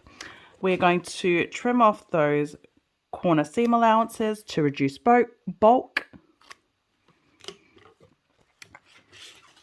And then we're going to open it up and again push the seam allowance to the left, and we're top stitching along the left with a 1/4 inch seam allowance. This is going to look messy because this is, like I said, this is just actually how I sew when I project sew. So instead of pulling these out, I'm just going to keep sewing, so the loops will look like it's all tangled up, but I promise you it's not. It just works better for me in terms of, you know, not wasting too much thread and also saving a little bit of time. That's why this is a sew along and not a tutorial. I know I keep saying that and I feel like I'm going to get in trouble for just continuously saying that.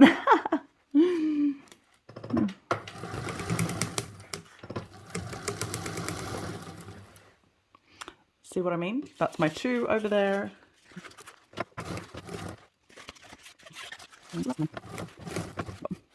So that all 4 of them should be all sewn together and looped beautifully. Get these out of the way from under the machine. Okay. You're out of the way. Okay, so now that these are all done, just separate them from each other. We should have 2 external loops and 2 lining loops. And what we're going to do now is we're going to grab one of the exterior loops and one of the lining loops, and we're going to place them wrong sides together, and we're going to baste it all together. So I like to match up your seam allowance to your seam allowance over here. And over on this side too, seam allowance to your seam allowance. And we're going to sew that all together with a, well, we'll go baste it together, I guess. So we're basting that all together with a 1/8 seam allowance. So I'll quickly clip the other one together as well while I'm here.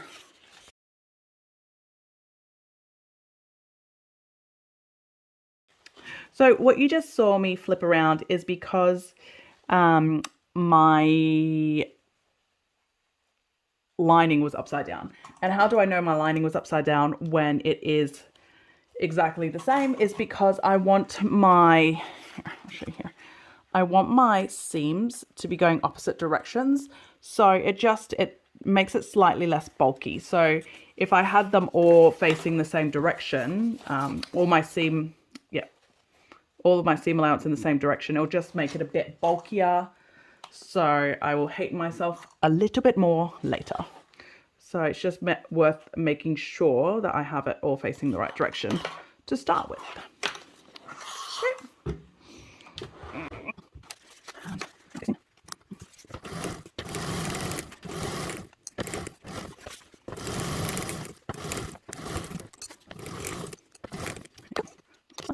Other side.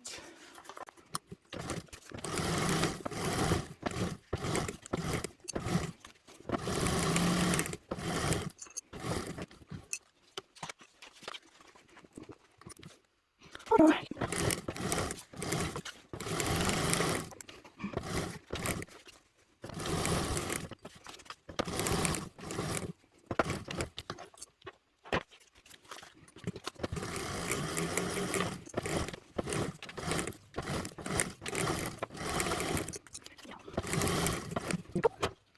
So that's our 2 side gussets all done, or side panels all done. So now we're going to move on to the zipper gusset.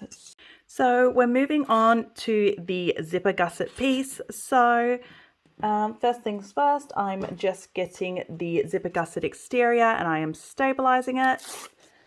So do that however you will.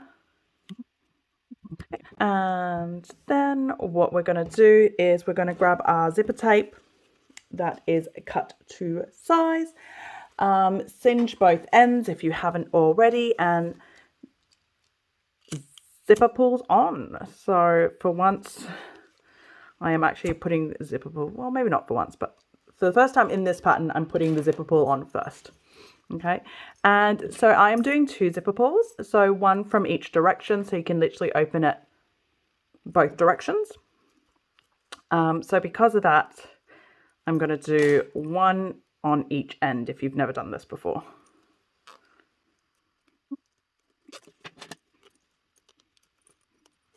Okay, and then what we're going to do is we are going to match short edge of the exterior zipper panel to the zipper. It's like that. And we're going to baste it together with a 1/4 inch seam allowance, first on this side, and then the other end is also going onto the other side of the zipper, right sides together, and we're also doing that with a 1/4 inch seam allowance. Okay, so we'll head back over to the sewing machine. So this is at a 1/4 inch seam allowance. We're just basting that on.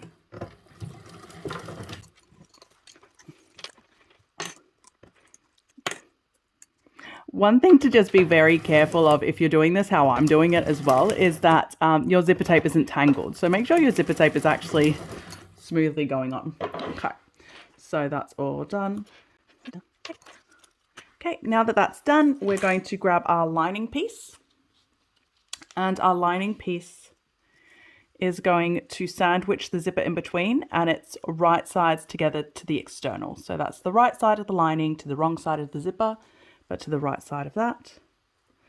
And we are going to sew all 3 of these layers together now with a 3/8 seam allowance.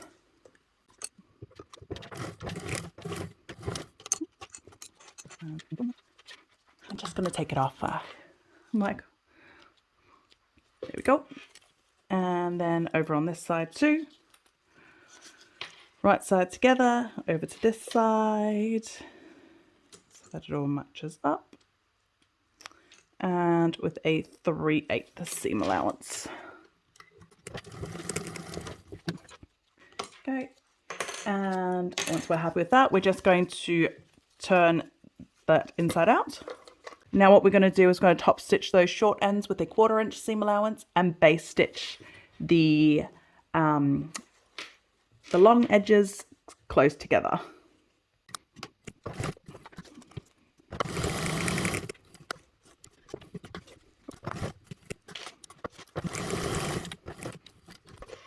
Here we go. And that's the zipper gusset all done. Okie dokie. So we've just finished our zipper gussets. So now we're going to attach our zipper gussets to our top side panel. So if you had fussy cuts or anything like that, and it matters which one's top or bottom, now's the time to double check. But mine, obviously either or, doesn't matter. So I'm just going to grab one of them.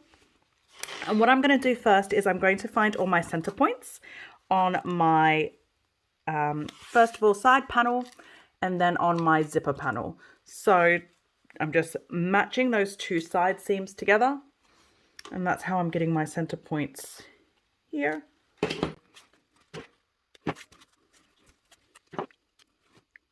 Go. And then for my zipper, I'm matching again these seams together. So that gives me a center on the base. With that center, I then fold in half. That gives me my center at the top here. So I'm just going to grab a pen to mark that. Okay, and then now I'm going to use, this is an extra part that I like to do, but I'm marking that top center with that center, with the base center, and I'm pulling out 2 more centers. Oh, I've lost my base center. There she is.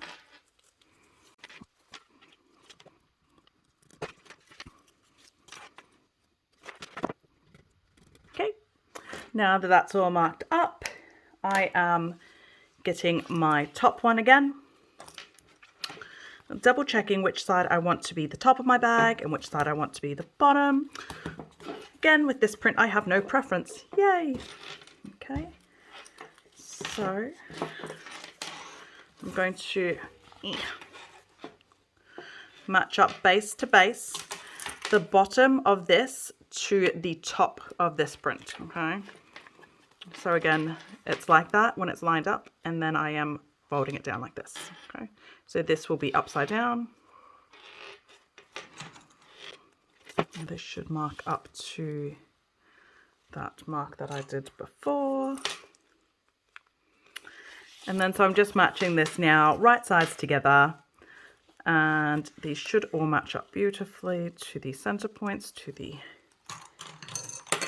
There we go.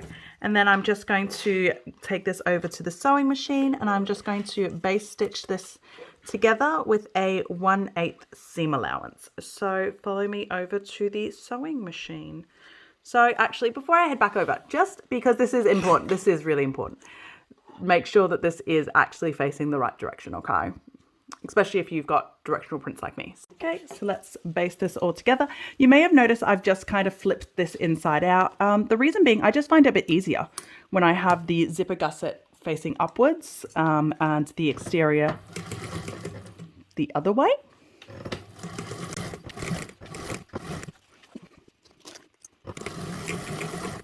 Oopa. Throwing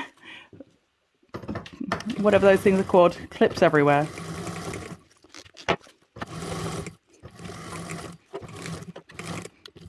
Okie dokie, so that's all basted together, so let's keep moving on. Okay, so we've just basted the zipper onto the side panel. So now moving on, we're going to start assembling the front panel clear, okay? So if there is a preference over which one is which, this is the top one. So this is the second one down when it's all the way open, okay? And first of all, we're going to mark all our center points, which I've already done. So top, bottom, and the sides. And then I am going to match it to this. First of all, that's my zipper panel.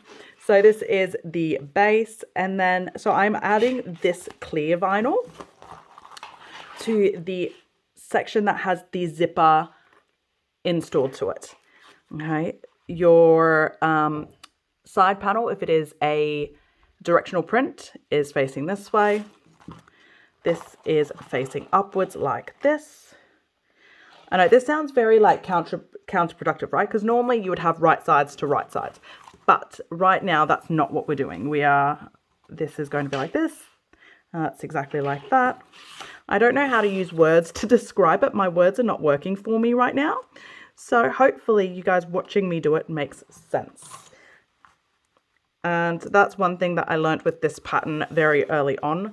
Follow exactly as you are told. Do not question and just do as you're told. That sounds really rough to say. I don't mean it like that. Like, you guys listen to me. I know what I'm saying. It's just follow the pattern, word for word. Don't deviate. Okay. Here we go. So right now that's all clipped. And I call this all clipped. I don't do a lot of clipping. So we're going to go to the sewing machine, and I'm going to baste this on as well. So I like to baste it with the clear side down like this so that I can just work my way around and keep going. So on these side corners, you may find pokey sticks helpful, but anyway, I'm just going to go over and start sewing. Yeah. Okie dokie. So I'm going to start sewing. I'm going to start from the base. It's just where I like to start, to be honest. It's a nice, beautiful corner, so why not start at the base? Okie. So Jassy does have the option to snip on those corners if you want to. I don't like snipping corners. I say that now, so let's see how I'm feeling when I get to those corners, okay? I'm hoping this is a nice and clear view. I don't know if you guys can tell how much I am not struggling, but my machine really doesn't like clear vinyl. And this waterproof canvas that I'm using is actually quite thick. I don't know what I am doing, why I decided to do this to myself, but this is what I'm working with now, so I just have to deal with it, okay?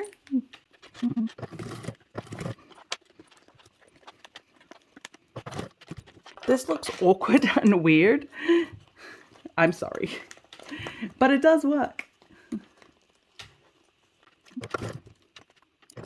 This is why a pokey stick is great, especially for these corners, because you're able to use it to literally pull the fabric into place to where you need it to go.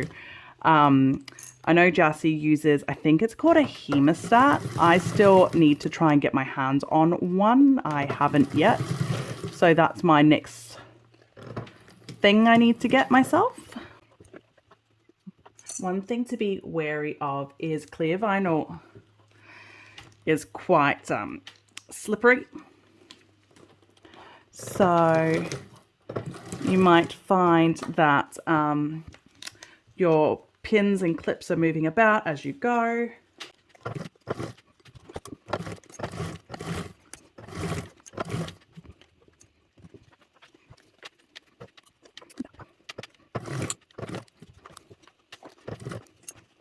Not gonna lie, some of these corners do take me using a little bit of muscles to get it under into the right angle, but it's worth it to get that right, okay? And to not have to snip. I really personally just don't like cutting, whatever that is. Zipper tape if I don't have to, because it just, I don't know, it just seems like a risky move.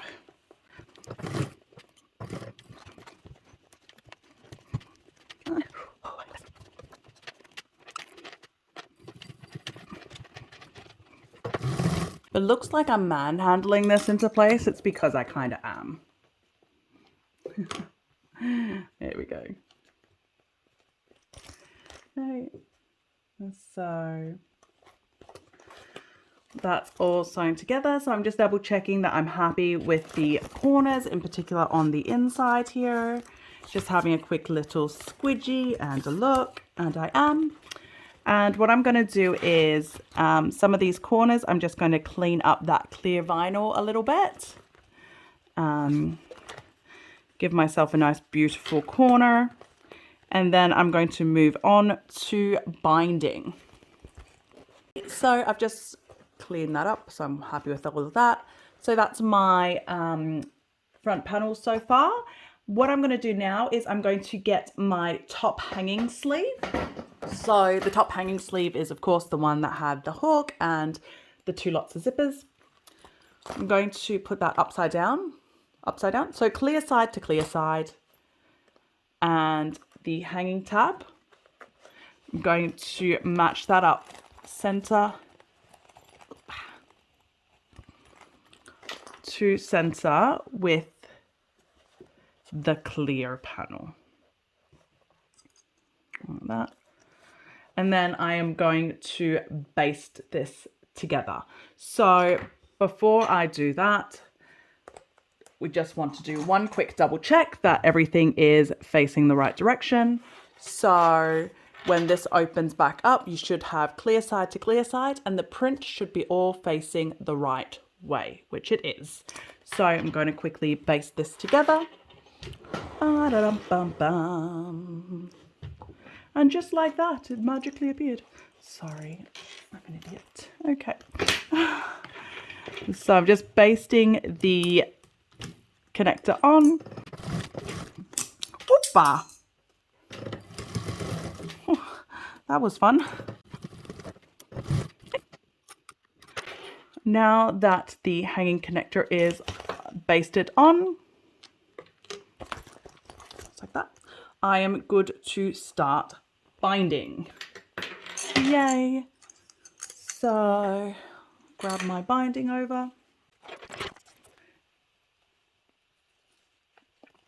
I've already singed that end of my fold over elastic. And we're going to bind this all together with a 1/4 inch seam allowance.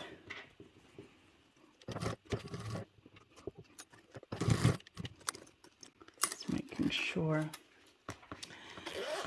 It does make it a little bit easier to have this zipper open and out of the way, especially around those corners. So that's a good thing to do.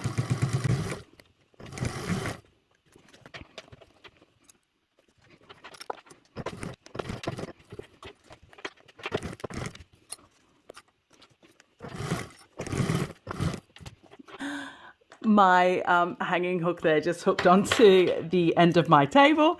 It actually happens to me a lot. So almost every time I've sewn this, that has happened to me. So I'm surprised I didn't warn you guys about that first. So that's something to watch out for, is where your hanging hook is. And also this piece here, that is your, obviously your front panel. You just want to make sure that it's not in the way, okay? Well, not in the way, but it's not getting caught under your stitching. So it shouldn't, because it is quite a bit smaller than that top piece. But it's just if it's moving about and if you're not paying attention to where things are, that could happen. So just something to watch out for. I'm having a bit of problem here on this corner, so let's see how I go.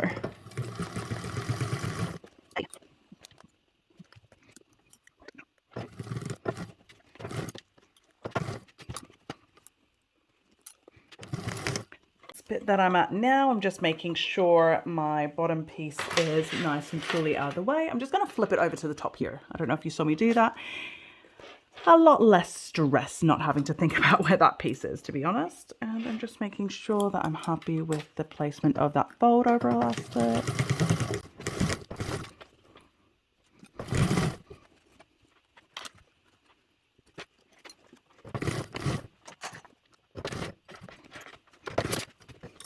I'm going to get this zipper, get that out of the way a little bit.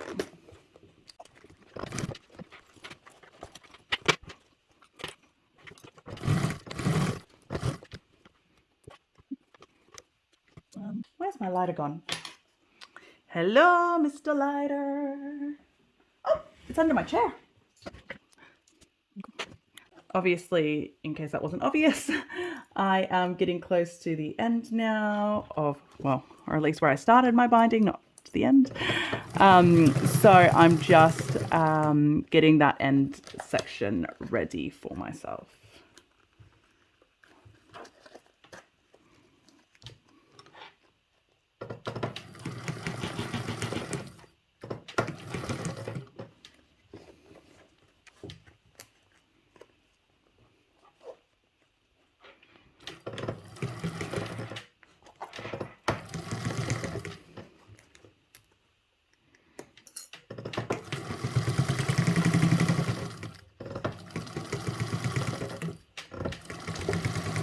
Okay, I don't think I caught that bit on my binding. It doesn't feel like I did, but we'll have a look. Okay, so I know the top is all good because I was sewing that side up. So let's have a look at the bottom. Actually, I did. Okay, so there's just one little section here that I didn't catch for whatever reason. So I'm just going to go in. I literally missed it by millimeters. So I'm just going to go in and quickly fix that up. There we go. There we go. That's beautiful. If I do say so myself. Okay. One thing I should say, so I didn't mention this before, but the reason why I chose the top for the binding spot is because this is obviously the messier section you're going to be, where it connects. And when this is opened up, you can't actually see that top section. This is like the best hidden spot. So that's why I chose this top section to start my binding. Okay, so we'll move over to the table. I'll take us over to a top view because this bit, it's not hard. It's just, it can be confusing because it goes against everything that you think about sewing and how the pattern should come together. So anyway, follow me over. Okay, so that's what we've just done. We've just binded this section together. So we've got the top hanging is attached to the front clear and the gusset piece. So what I'm going to do now is I'm just going to actually close this up first. Those threads. Double check that I'm happy with all of these stitches. Probably should have done that before I did the binding, but I didn't. Now, if these corners are a bit tight, don't worry, because that's one of the things with binding. You can give it time for your fabric to settle, to get used to those corners. Sorry, that's the hook dragging on the table, that horrible noise. So don't worry too much about these corners and how tight that zipper is, because we're going to give our zippers time to get used to these corners. Okay, perfect. So that's all sewn there like that. I'm happy with that all. And now what I'm going to do is I'm going to turn it so that it is the wrong way out. So literally flip that. Okay, so I've turned that in like that, flipped it in on itself. So what you now have is your gusset facing you like this. Your panel is inside there. Your zipper panel is in there. Your clear is on this side like that. That's the back. This is the front. And we're now going to get the front exterior piece, your front panel. So again, my front and back, the biggest difference you'll be able to tell is because of this. So this is my front panel. It has the mesh pockets. And what I'm going to do now is I'm going to match it wrong sides together with this. And matching center points to center points, as you always do. There we go. Sorry. So I'm going to base that all together. Now, this is something I should have mentioned. So if you open up your clear vinyl pocket here, it then gives you the ability to have your hand in there to help maneuver it. So here we go. So that's clipped, and we'll get ready to go over to the sewing machine. Actually, I might do a few more clips on these ones. I like to just clip along those straight edges. How about that? Give myself a slightly easier job.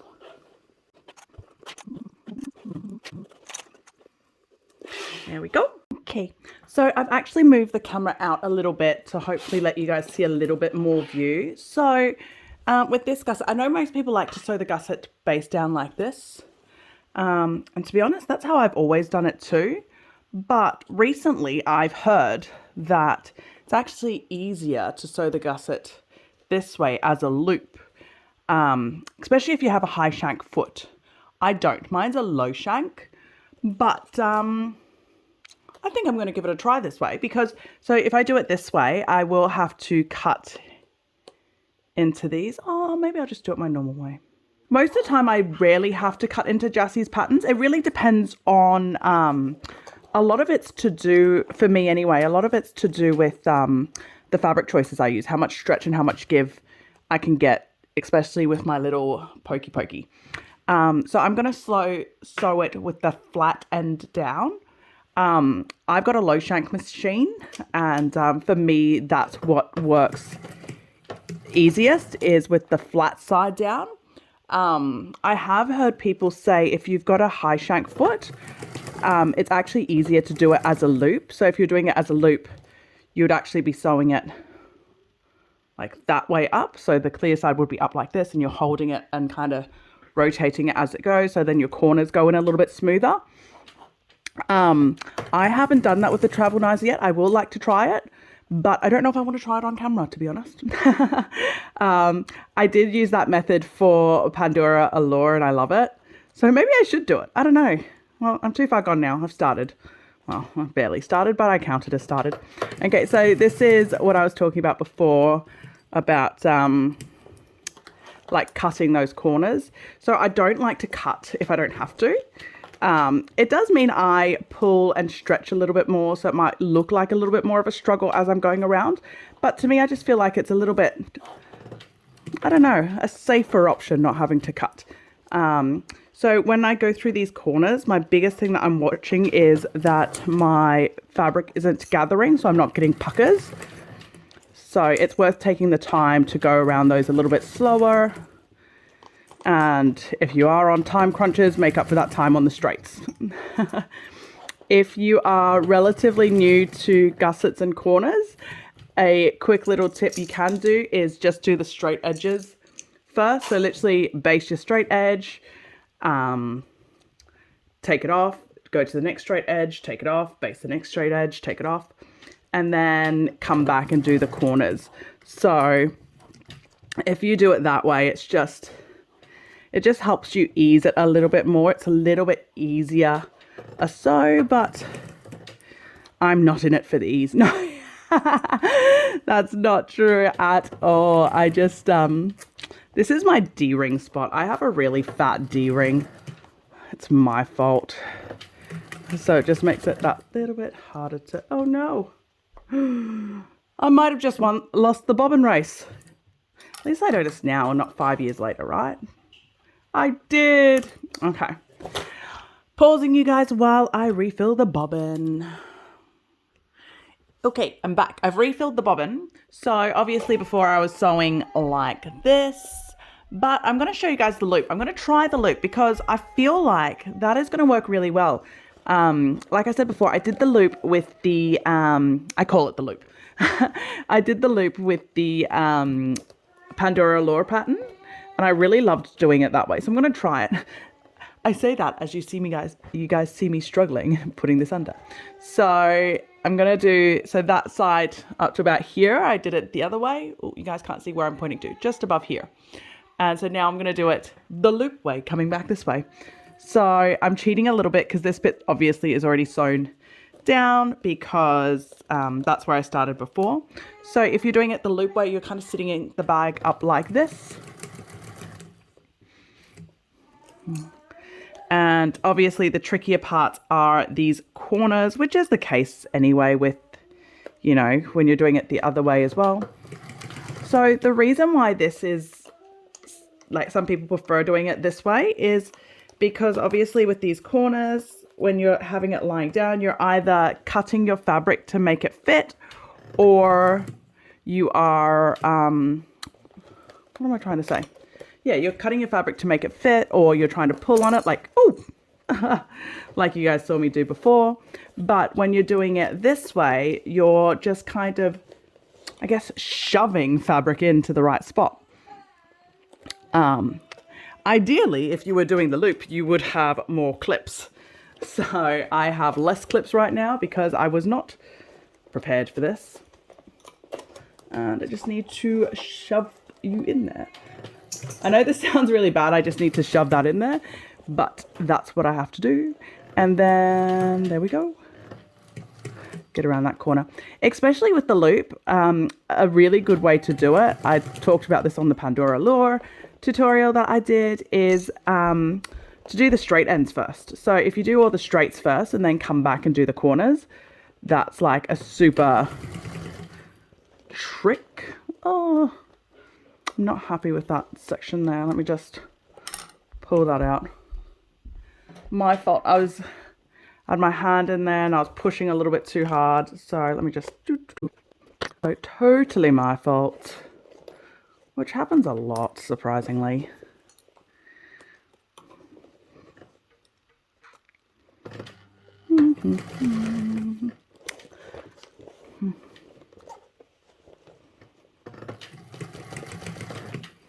Actually, is my hand completely blocking this? It probably is. Just realized. Okay, I've decided maybe I'm not going to loop this. The loop does make that corner absolutely beautiful. Look at that. Like, that is a stunning corner. The problem I'm having with the loop at the moment is probably exactly what I said people say about doing it the loop method, is that the my sewing foot, so I've got a low shank and it is recommended that high shanks are better with it. So that could be my problem. No, do you know what? I want to persevere because that, look at that corner. This corner is just, that's beautiful, right? And then, so this is the other corner I did. It's still nice, but it's not that corner nice. Okay, I'm going to persevere because that corner is beautiful and I want to replicate that corner. So I'm going to keep going this way. So, I think, yeah. The biggest problem I'm having at the moment is I'm not getting the right angle in here. Or maybe I need to put some more pressure down on my pressure foot. My presser foot. because it's just not super happy with me at the moment, I think. And I'm trying to give way to the camera so that you guys can see what I'm doing. Not blaming you guys. I love that you guys are here with me. But it obviously adds an extra dimension, right? Okay, making sure that's in there. As I'm pushing this in, I'm just making sure like I'm not getting puckers on there.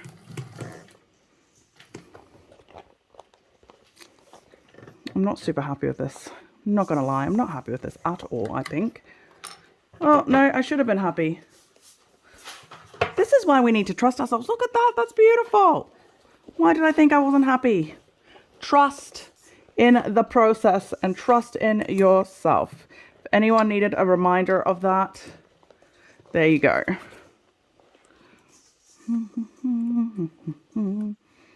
Get you in there. Do you know what? I'm going to follow my own advice, like I said before.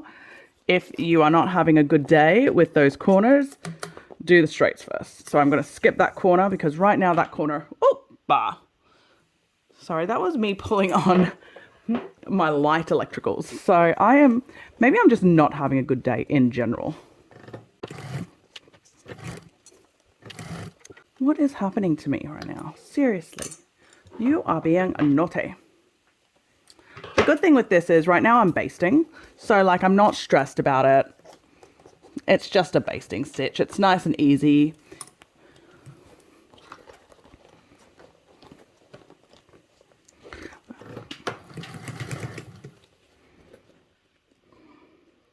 This is the bit that I would be concerned about with doing it the loop method, because this is where my my D-ring is, and like I think I've said before, like my D-ring is thick. Oh no, easy. Didn't even realize this was there. Just went through it like it was nothing. I think maybe I need smaller clips. Maybe that's where I'm going wrong, huh?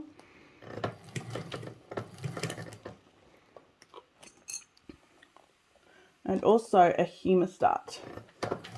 Seriously, I think if I had a hemostat, which to be honest, Jazzy from Sewfisticated Supplies, and I think maybe even Binny from Bimax has been harassing me to get. So I think I really need to just bite the bullet and do it. Okay, so I stopped there because this is where my other basting ended. So I did that corner as I was talking to you guys. As you can see, the corner's beautiful. Like it's producing absolutely stunning corners. And I didn't have to pull like I normally do if I do it the flat way. So I think there's merit to this. I think I should be doing it loopy. So this is the only loopy loop I didn't do because you guys saw me. I was not in a good headspace. So let's go back in and try that. So what worked for me was putting a clip on that other corner. So I'm going to do that here. I think, yeah. So I think I'm a convert. I think the loop is the way to go.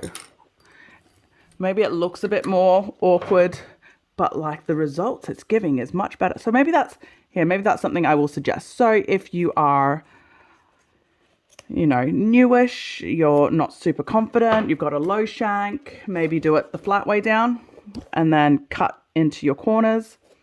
But if you are game like I am and you want to try something that works really easily, and well, not easily, but works beautifully. I actually think it was easier on those corners, to be honest. Maybe a little fiddlier or harder to hold and maneuver, but it's produced beautiful corners. So yeah, I'm definitely a fan of the loop method now, I think. So this is what I love about patterns, like being able to do things your way and what works for you. So I'm a loop method girl now. That's what I'm doing. Yep, looping. Oh God, this is gonna be such a long video just because I talk so much. Okay, so now that we've done that, the next thing we have to do is bind. So I'm actually gonna bind flat way down because I just went on this whole big spiel about how I love the loop method, but I think if I were to bind like this and with the bulk, I think I would probably hate my life a little bit. So I'm going to bind flat side down. I just like to keep, you know, playing it up. Playing it up? I don't know. I just like to keep changing things up, you know, keep you guys guessing so you don't know what's Sam gonna do next. I mean, is anyone even asking that? I don't know. We should, because to be honest, I don't know what I'm doing half the time. Okie dokie. So I'm just trying to decide on where I'd like to bind. So with this one, I'm going to actually bind from the top. The reason being is this is the inside of your clear pocket. So the top is going to be less noticeable, in my opinion, than the base, or yeah, the base where I normally would bind from. So I'm going to bind at the top here. I grab my 2 bindy clips and I'm going to start binding. So binding at a 1/4 inch seam allowance and pray to the binding gods. No. Oh, maybe I'm a bit loopy today.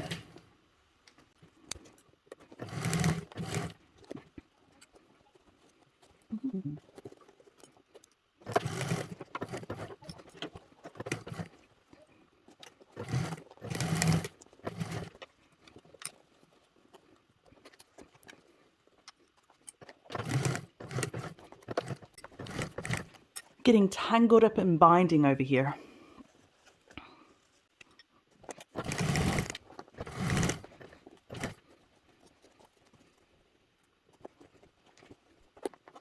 This corner, surprisingly, I don't know if anyone's caught on to that yet.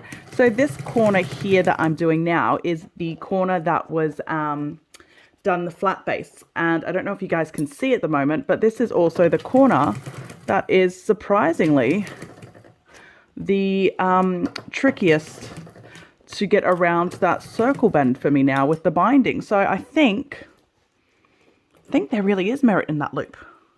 The loop method. I really like it now. Oh. The things you learn when you try new things, right? Oh, I'm really glad I did that now.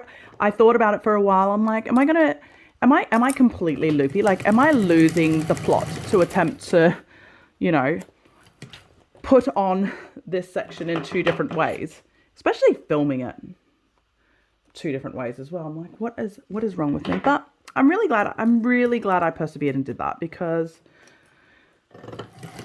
yeah, I think that's the way to go. I think looping to base on that gusset is so smart. It's just, those corners are beautiful. I'm so happy with those corners. It just, you know how sometimes you look at bags and you see someone's make and you're like, oh, their corners are so beautiful.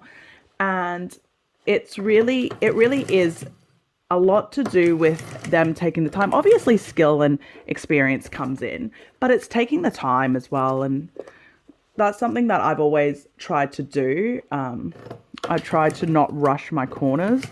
Obviously I'm talking through all of this, so you guys are probably going to have to watch this. Slow-mo, no fast forwarding here. This is my D-ring, so it's my Struggle Street Town. Oh, Struggle Street Town. It's where it's the thickest. So I don't know if I've caught that underside of the binding, but I'll go over and check it. But hopefully you guys got to see, like, that's real time how I sew. Yep, so I've missed that bit, which I knew I did. That's where my D-ring is. Otherwise, every bit is caught and I'm happy with it. So I'm just going to fix this little bit here quickly while you guys are here with me. And I guess right now I get to feel how it would have been if I was binding this way. It's actually not that bad. I think because I've got a little bit more under the presser foot than I did before. Because obviously before, when I was doing it, I was doing a binding stitch, so it's only a 1/8 seam allowance. So with the 1/4, it's actually a bit easier. I think I'm going to still stick with this way for binding though. I kind of feel like binding is something that once you find your method and what you're comfortable with, you kind of stick with it. Okay, let's have a look. Okay, actually going to move us over to the table because I'm going to bird this right side out. So it might be easier that way. Okay, follow me over. Okie dokie artichoke. So I've just binded all of that. I'm happy with it. It's beautiful. I trimmed off my threads. So now I'm going to birth it. So Jassy does have on there to use a hairdryer to soften your clear vinyl first. I'm not going to do that because I like to live life dangerously. No, because my cord's not long enough, so I'm just going to do it. Especially because I'm using a TPU vinyl. So TPU, the negative side is my machine hates it. The plus side is it's easier to birth. So, but if you don't want your hands to hate you, use a hairdryer to soften it first. Otherwise, you're doing this like I am right now. Oh, there we go. Okie dokie. So this is all birthed. So this is something that some people don't realize. So I actually spend a lot of time really poking out these corners to let the bag settle into its shape, especially with binding. Spending time to really push, prod, and smooth gives your bag better shape. So I'm just doing that all around at the moment. Go. Beautiful. So this is our top compartment done. So have a look, I'll show you these. So these were those corners. See, they're beautiful, aren't they? It's just absolutely beautiful corners. They'll look even better once it sits overnight. That's one of the things with binding bags. We want to roll around those corners a bit with our hands, let them sit, sometimes filling them with tea towels, clean cloths, some fabric to really let it know this is what I want you to do. Really helps with bounded bags, or actually just bags in general, I think, really, because you want to let it know what you want it to do. Okay, I'm really happy with that. Okay, so we're going to keep moving on, and the next step is now the back panel. So we've done all the front and the zipper. Now we're going to do the back. So let's keep moving on. Okay, so moving right along, we are up to the back panel. So we've got the back panel and the side panel, or the leftover side panel that we haven't used yet. And first of all, we're going to mark all our center points, which I've done on camera for that one. Have I done it on this yet? I haven't on this yet. So super easy. I'm just moving the gusset to gusset and finding the center points. So it's important with this one. So I know with the front, we did the clear first, and the back, we have to do the external first, okay?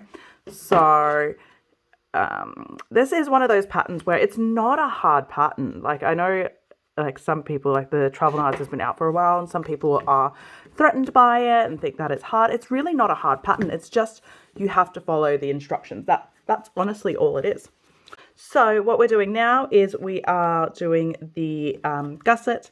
And so what we want is we want the pieces to be facing the same directionally. So I'm doing the bottom of this to the bottom of this, and the print direction is facing the same way, and they're going right sides together. Is that facing the same way? Is that what I'm doing? Yes, it is. So bottom to bottom, because when that turns around, that's the right way. Yep. So we're doing bottom to bottom. Bottom to bottom. Is that the right way to say it? I don't know. Anyway. Okay, so this is the bottom is, yep. Now, here, in case you're having second doubts on yourself like I am, just quickly turn that top out, and what you'll see is that it matches perfectly with, this is the finished one, and that is the way we want it to go. So we are right.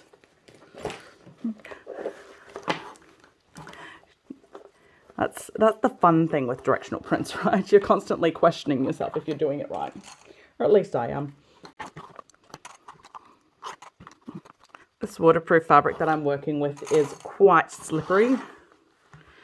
So my clips aren't loving me at the moment. So like before, if you'd like to snip those corners, you can.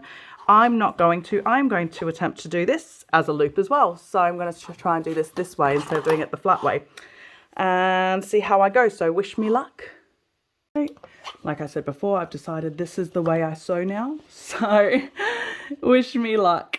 Okay, I'm going to do the loop way. So my hand is, can't see it, it's just in here. And I'm just holding on. This is my hand right here. So I've kind of got my hand on both sides just to help guide it. Oh, that's not a basting stitch. So we are basting with a 1/8 seam allowance. So I think the thing that I did wrong before, especially because of how slippery my fabric is,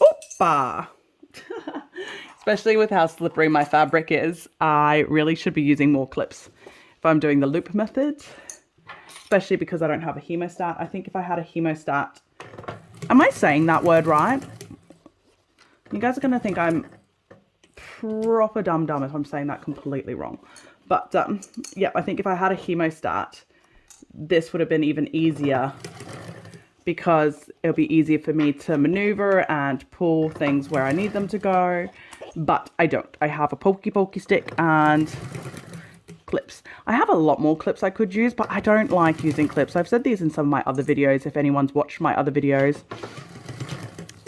clips are just, I don't know. I have problems with clips. It's a me thing. It's not a clip thing. It's a me thing. And don't even get me started on pins. Every time I've used pins, oh my God. I'm just, by the end of the project, I'm bleeding all over my fabric. It's disgusting. I'm sorry.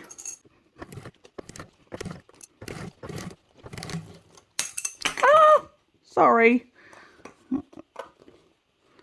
See, clips are just, they're not my friends. Clips are mean to me.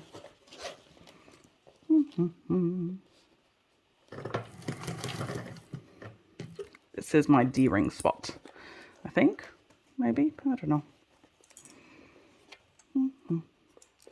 Hey, you get in there. Shove it all in there. Sorry if my head's in the shot. My hand's blocking you guys. I hope it hasn't been blocking you guys the whole time. I'm not super sure about that corner I just did, so we'll find out at the end, huh? This is the good thing about this. Like I've said this before as well, these are basting stitches, so there's no pressure. I say it like sewing's the most pressure, like pressure-inducing thing. I don't know what I'm saying right now. Just maybe I need to stop talking.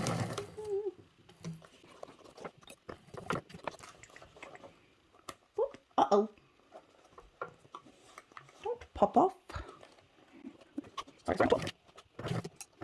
There we go. Okie dokie. So that's all done. So let's pop that out, have a look at those corners. So I'm pretty happy with how 3 of those corners went. So happy with that one, happy with that one, happy with that one. This one's the one that I wasn't sure on. That actually looks beautiful. I'm just going to check on this side. Why was I not happy? I don't know. They all look beautiful. Okay, I'm happy. So now that we've sewn that on, the next step, in case you didn't guess it, is now binding. Should I just do it this way? Let me just try and do it this way. I may as well, right? Like, I told you I'm all about experimenting. And hey, I'll show you guys how I'm doing it, and then you guys can decide what way you prefer. If you prefer doing it the flat way or this way. And like I did with the other one, ooh, do I want this on the top or the bottom? I'm going to do it at the top as well, like I said before. I think it'll hide it a bit better. Not hide it, but The starting and ending points of your binding is always going to be your messiest spot. It just is. Because, sorry, I had a clip in my mouth. Because obviously that's where you are going to overlap your start and finish of your binding, right? So you want to try and put it in a spot that is going to be the least noticeable. Okay, I'm going to try this. I'm going to try it this way and see how much I hate myself or love myself.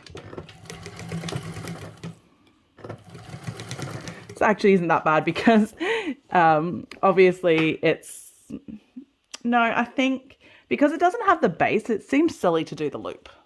It really does. But I've kind of semi-committed now. I've committed now, so I just have to do it this way. If Jessie watches this video, she's going to be like, what is Sam doing? She had officially lost the plot. And guess what? I'm with you.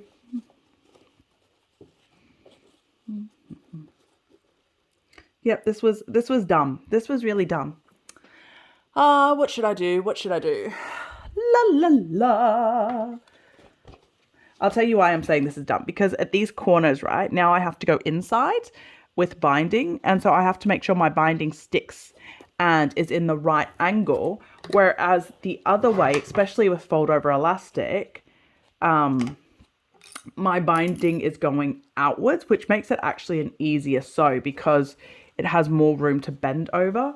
So I'm quickly going to unpick this. Ha ha.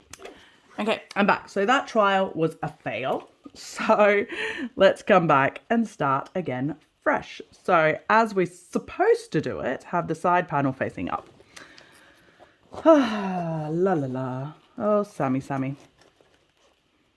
Well, I make the mistakes so you guys don't have to, right?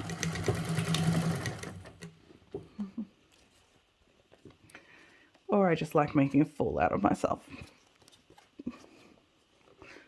I mean, let's be fair, I'm filming myself sewing, so maybe I do just like making a fool out of myself. Okie dokie. So here you're going to be able to see what I mean, why I changed my mind. So when I come around the corners, actually I'll come a little bit closer before I show you guys. Okay, so as I come around the corners here, with the fold over elastic, I can fold it in half and then I can ease it around. And then I just put a clip on the straights. And what that does is it kind of clips in that center point for me. So I know exactly where the center point is. I can see my center point. It's a slightly different grain. So by doing it this way, I can actually use my stretch of the fold over elastic to my advantage. Whereas the other way, I couldn't do that. If anything, the stretch of the fold over elastic was semi-working against me.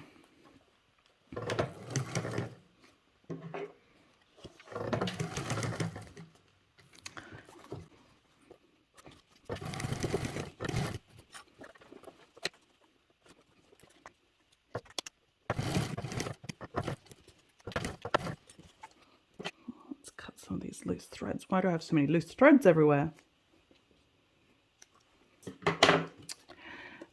Something I've learnt the hard way, don't be lazy with your loose threads, just cut them now. I used to leave my threads till the end because I was like, oh, they'll get covered up in wherever or whatever. And to be honest, I mean, some of them do get covered up, but the ones that didn't and were half sticking out, sometimes they were super easy to just pull out. Some of them were a pain in the bum to pull out. So it's just, I've now learned it's actually easier to just a little bit more time consuming because you're cutting off all these little loose threads, moving them away, but it's actually time saving and easier in the long run.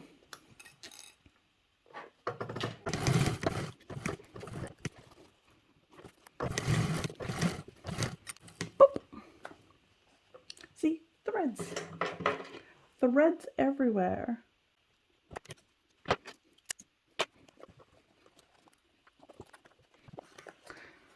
saw me fiddling just now, it's because I could see where my center line was and it was a bit too far over onto this side, which meant I might miss the other side. So that's why I was playing with it a little bit more.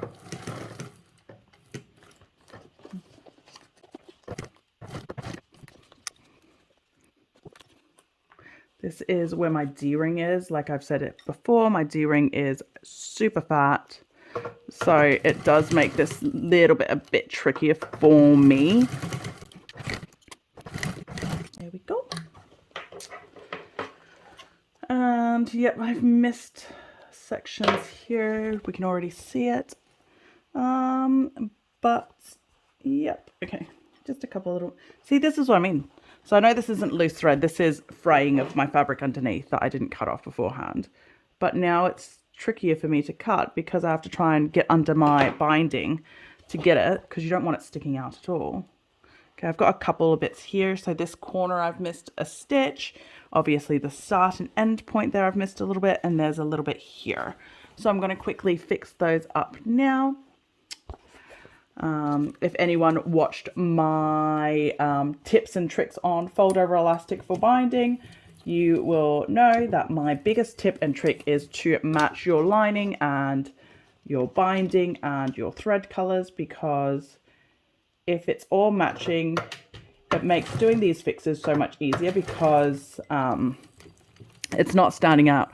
So if you have to go back and restitch like I am right now, it's not a huge problem.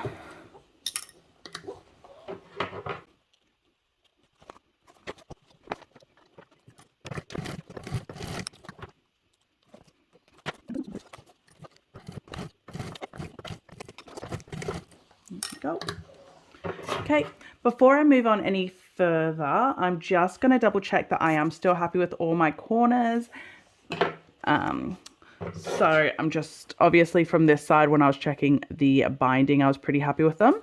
So I'm just going to quickly have a look, push them out and make sure that I am 100% happy, because it's easier to fix things now before we move any further. So now we're moving on to the next step, which is the clear vinyl and the last hanging pocket. So put the back panel aside for now, and we're focusing on the clear. Okay, so first of all, we are marking out centers like I should have done, which I haven't yet.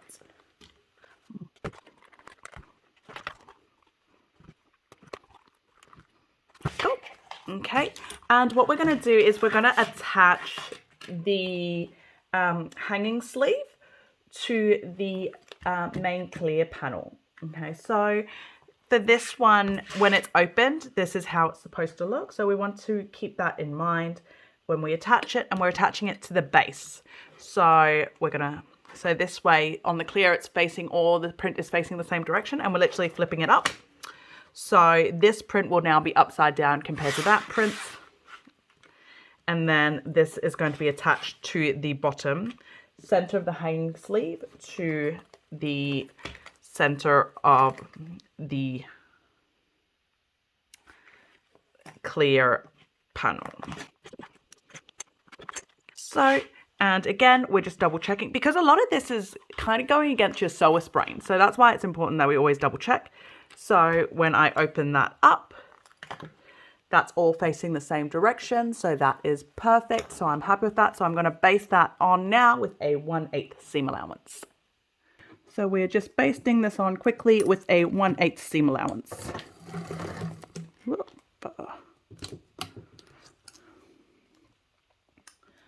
Like I've said before, my sewing machine isn't the bestest friend when it comes to clear vinyl. So I really do need to use a pokey stick to kind of hold my fabric in place, because everything just slides everywhere.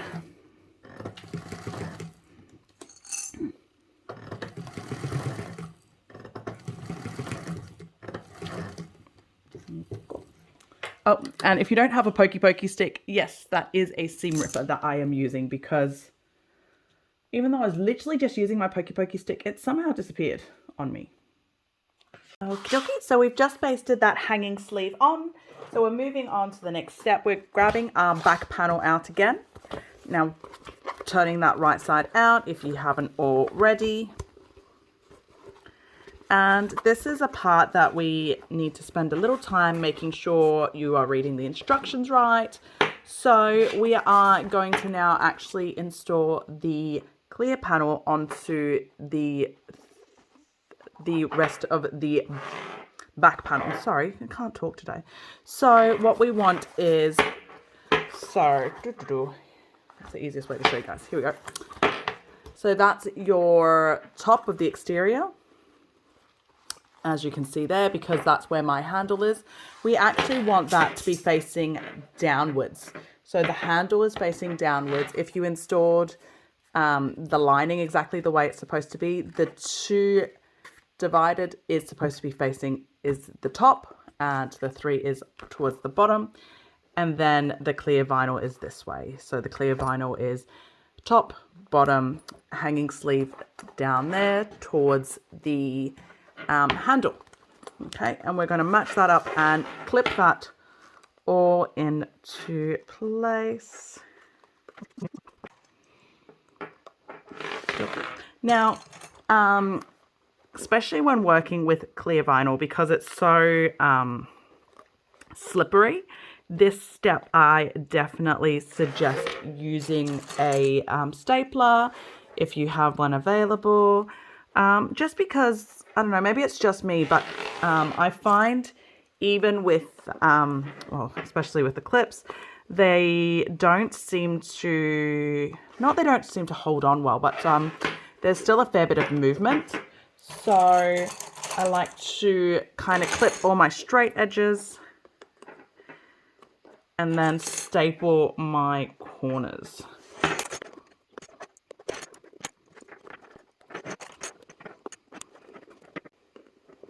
Go. So now that I've done that, I'm grabbing, I'm grabbing my stapler, and I'm just coming in into those corners, smoothing that into where it should be. And I'm just doing a couple of staples.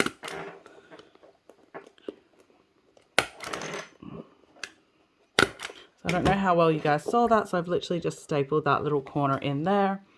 So, and it's nice and close to the edge because I don't want it to show later on. Obviously, I'm going to unpick it before I bind. Spoiler alert, there's more binding. For those wondering, I know that I think in the US they have specialty sewing staplers. Maybe we have it here in Australia too. I don't know. I've not seen them. So this is just a normal stapler. There we go.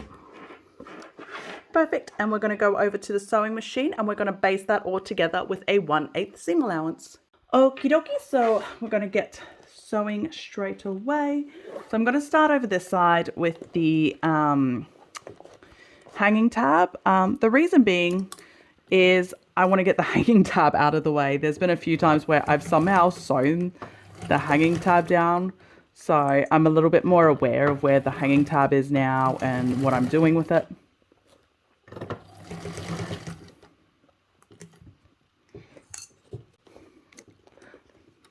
Hopefully I'm not blocking the camera.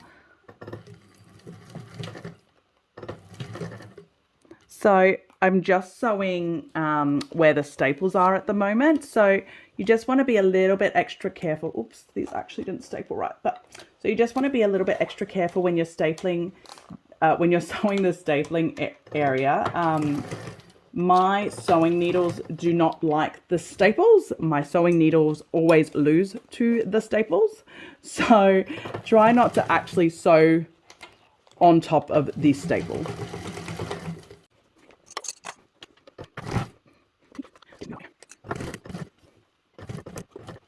Actually, I just realized these staples didn't catch here either. Oh no, that's all right. Easy fix. I'm just coming out. And I'll pull out these staples because they didn't catch anyway.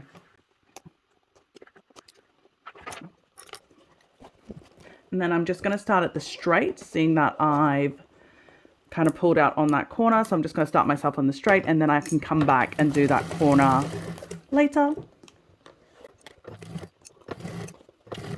So with this hand, sorry, I'm just trying to maneuver the clear because the clear vinyl keeps trying to slide out of place. And again, these staples didn't catch. Oh.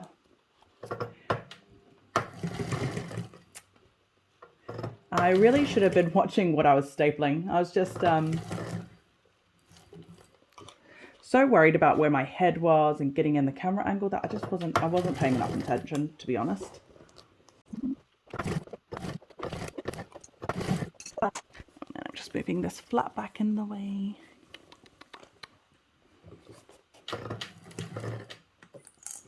Yay, these bottom ones caught. So when those staples do catch, like, look at how easy that is. Because the staples are kind of already basted, I guess, your fabric together. So, okay. Okay, so that's all basted. So I didn't do this one corner, so I'm just coming in and doing that corner quickly. Do you know what? This is I've talked about this before in other videos. This is the curse of the seam ripper. Because my seam ripper isn't within reach, I need it.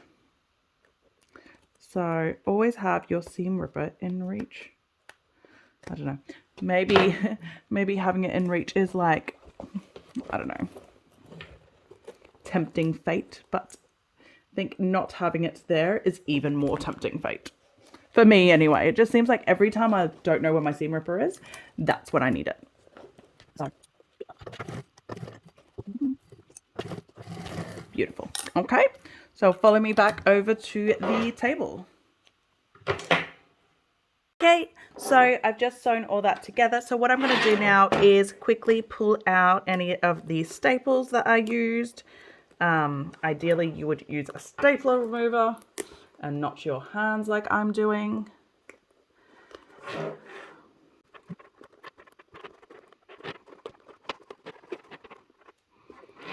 Okay, that's all the staples out.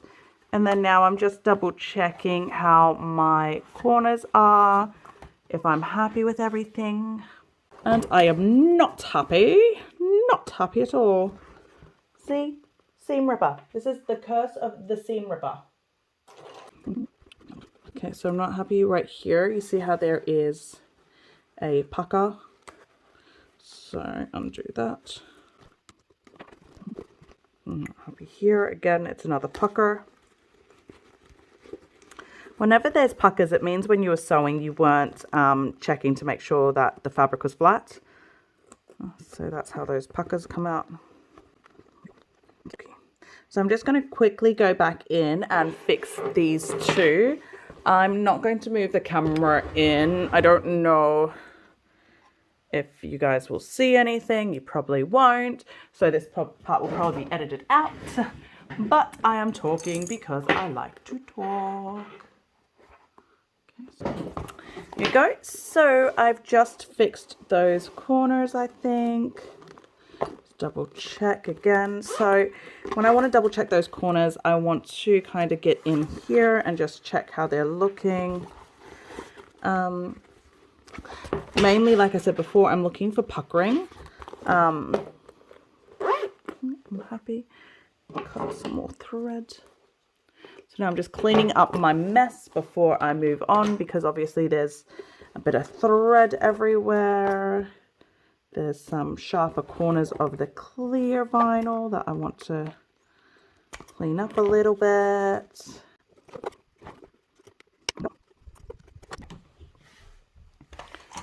Okay, I'm happy with that. Okay, so now I'm going to move on. So now we're actually moving on to the final assembly of the bag. This is actually it. So let's grab our front panel that we did before.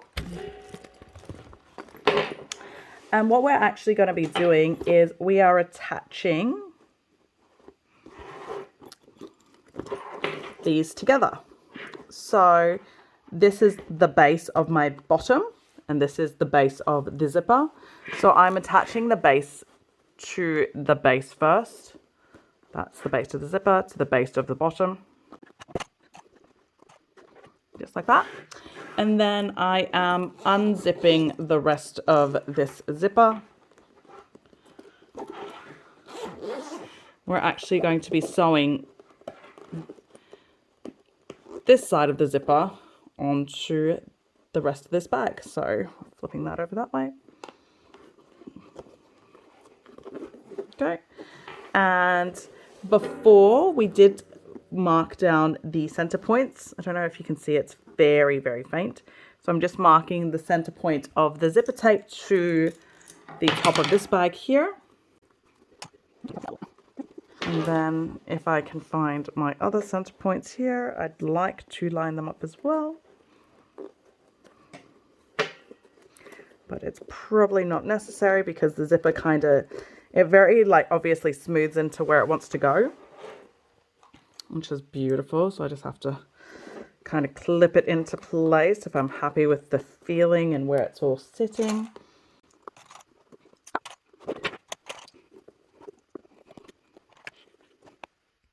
Okay, and we're going to take it over to the sewing machine. We're going to sew it as a loop. So we're sewing it like this, okay? The trickiest part is this bit here because obviously it's the bulkiest. So I'm going to leave that till later. So we're going to start, we're going to start on this side. So we're going to be doing it this way, okay? And then halfway through, we'll get to the hardest, bulkiest part, but follow me over. Okie dokie. So I've moved my sewing machine a little bit more this way to show you guys this side a little bit more, because obviously there's a lot of bulk that we're working with here. So I'm starting at the bit where it's just zipper tape and without the other bag attached, because this side is a bit easier at the moment than having to deal with that bulk. No, don't be silly, Sam. Do you know what? Most of the time in real life, I do actually start with this. So I'm going to do it the way I normally do it. Okay. So I'm going to start with the bulky bit. So what I like to do is, so this is obviously the whole other section's down here. So this is going to be your hardest section. So squeeze it down. Don't worry about it. This is, if you didn't overstabilize your bag, it will squeeze, and later on we will pop it back up. So what I've done there is I'm squishing my bag is what I've done, especially the bottom section. What we're doing right now is this is just a basting stitch. So like all basting stitches, this is nothing to stress about. We're just doing a basting stitch. So this part that I'm doing right now, like I've said before, probably a few times now, this is the hardest bit that you will do, okay? So I'm trying to get this over and done with so we can move on to easier sections. Okay, I'm coming up to this section. I'm just watching where my zipper tape is. I'm making sure it's going to catch. Maybe I should have used more clips.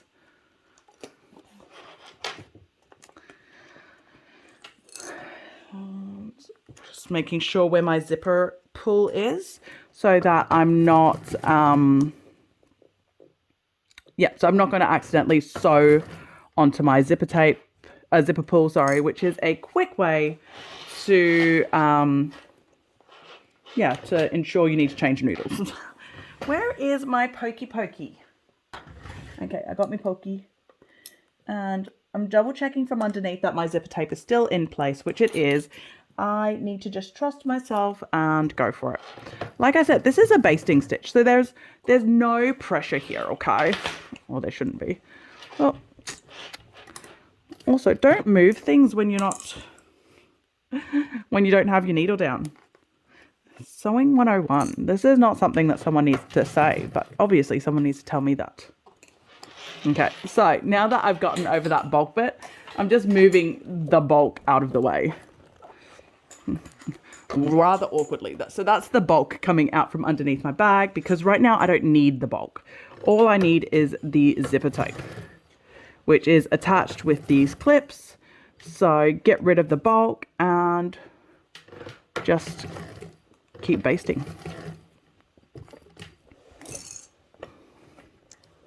I'm just double checking. Yep, my zipper tape is still where I want it to be, which is underneath the bag. Okay, flip my flap over.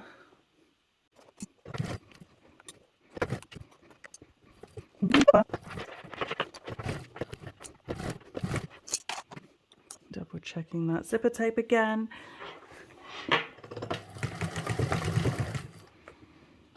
I'm really hoping I'm not blocking your view. So again, whenever you've realized your bag is bulky, it's in your way, just flatten it.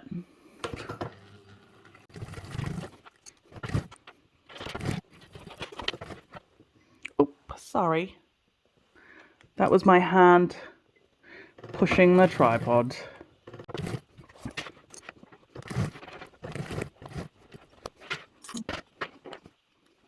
Okay, we're coming back into these trickier bits now where, you know, the bulk comes back into play. So I'm just double checking. I'm happy with my zipper tape placement around these corners. This is another part where if you wanted to use staples, you can. I can get away without using staples, so I don't use them. Mainly because with zipper tape, I don't want to risk causing any structural defects around them, because obviously once you poke holes in zipper tape, you could potentially cause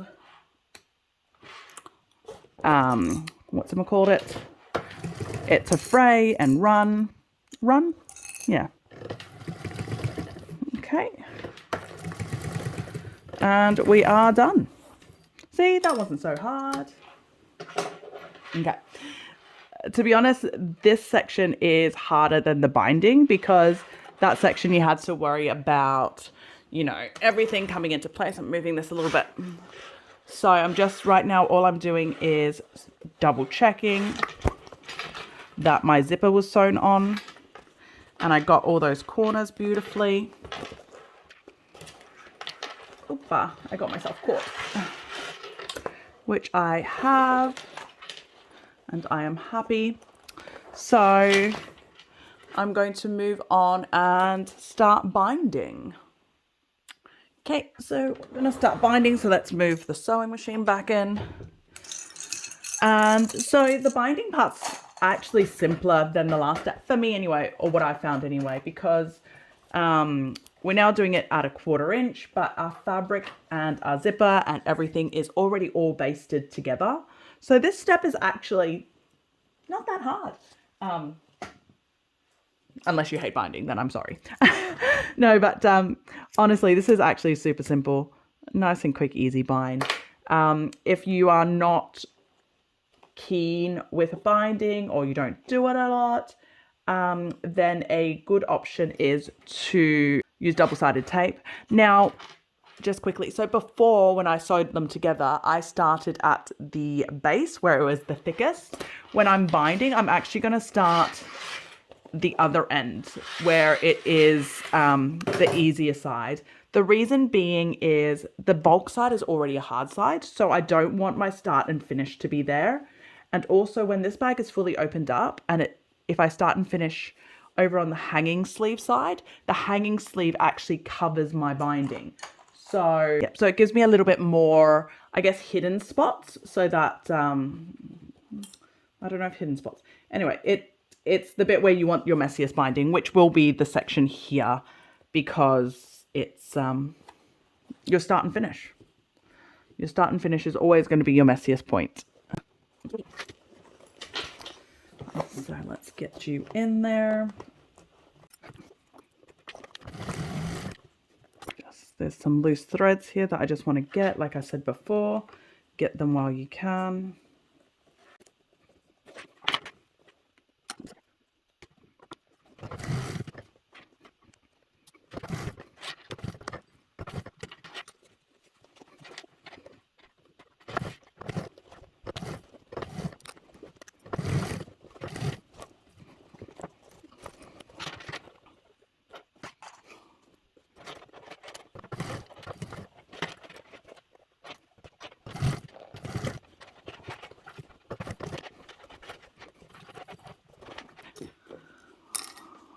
If you're ever sewing and you're wondering, oh, I just bumped the camera.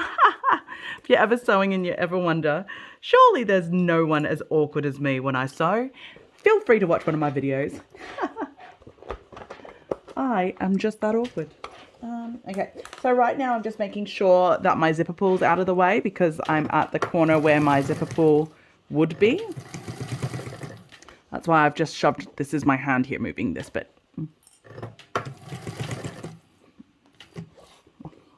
So this is also the thickest, bulkiest bit because obviously the other side of the bag is all here. So there's a fair bit of bulk here, not on the seam, but underneath it. So this is where you are going to feel the most awkward, the most, what am I doing? I made a few Travelnizers peak summer last year in Australia. So it was like 40-degree heat. I didn't want to run the aircon because power bills. And yeah, this is the section where you break out sweating in 40-degree heat just because of the bulk. It's not hard or anything. It's just, it's bulky. So you have to kind of maneuver and manipulate a little bit more. And I guess like, this is like your final bind, right? So you're probably already like sweating from anticipation to see like your finished bag. No, I'm the only one who sweats with anticipation. Cool. Uh-oh, 1 second. Toddler calls. Sorry, I had to break my golden rule. So I've got a golden rule that when binding is going well, you do not leave the table for any reason. But I had to just then because I am home alone with the kids and my little one just woke up from a nap. So I had to go get her settled back up. Okay. So just finished that bulky bit, so I'm moving my bulk out of the way.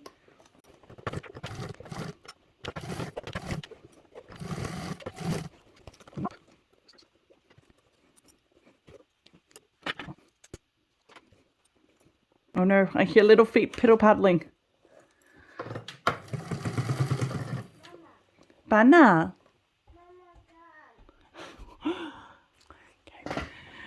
So little Miss 2-year-old wanted to be in on the action. So if we start hearing little noises, that's her.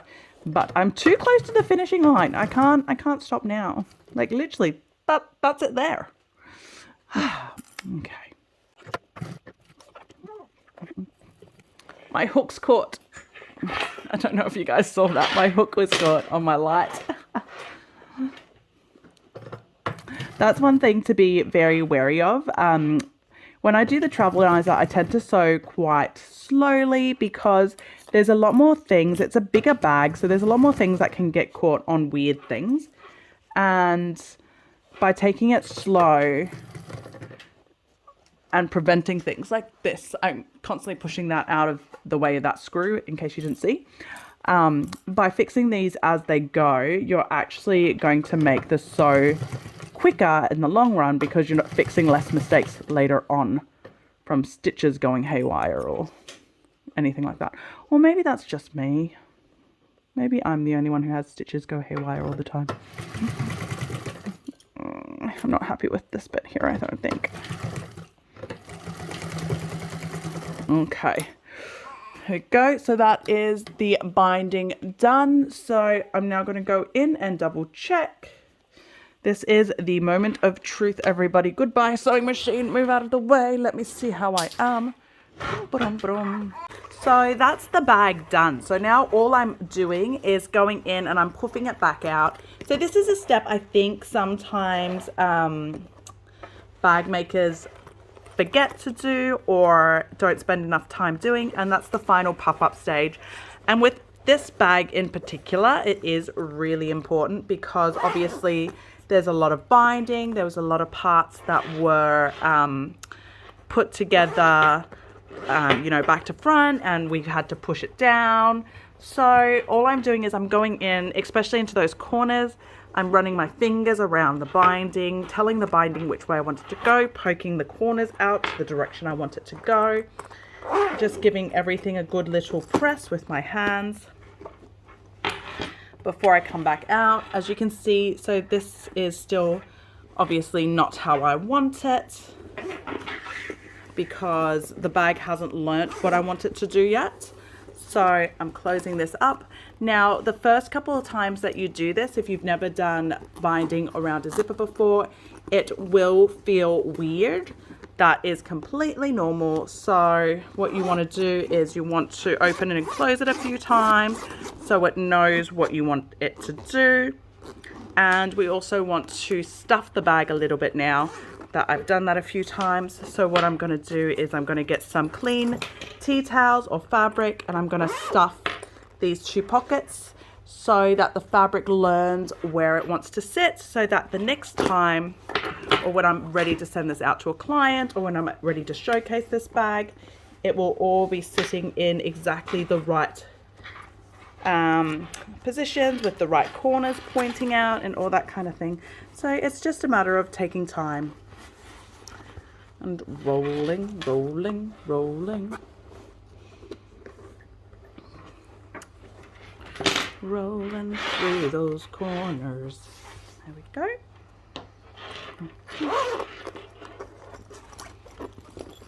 So this side's pretty good.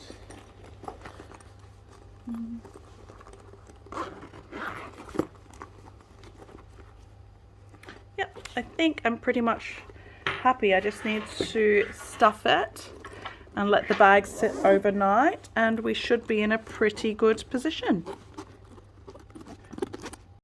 So I hope you guys enjoyed that. That is our Travelnizer by Sewfisticated Craft Designs. If you stuck with me through the whole video, thank you so much. I really appreciate it. If you can take the time to subscribe, it's Sam from Made by Erlen. It'll make my day. I do have links in the description for some of the things that I've mentioned in the video. In particular, make sure you grab the pattern from Sewfisticated Craft Designs.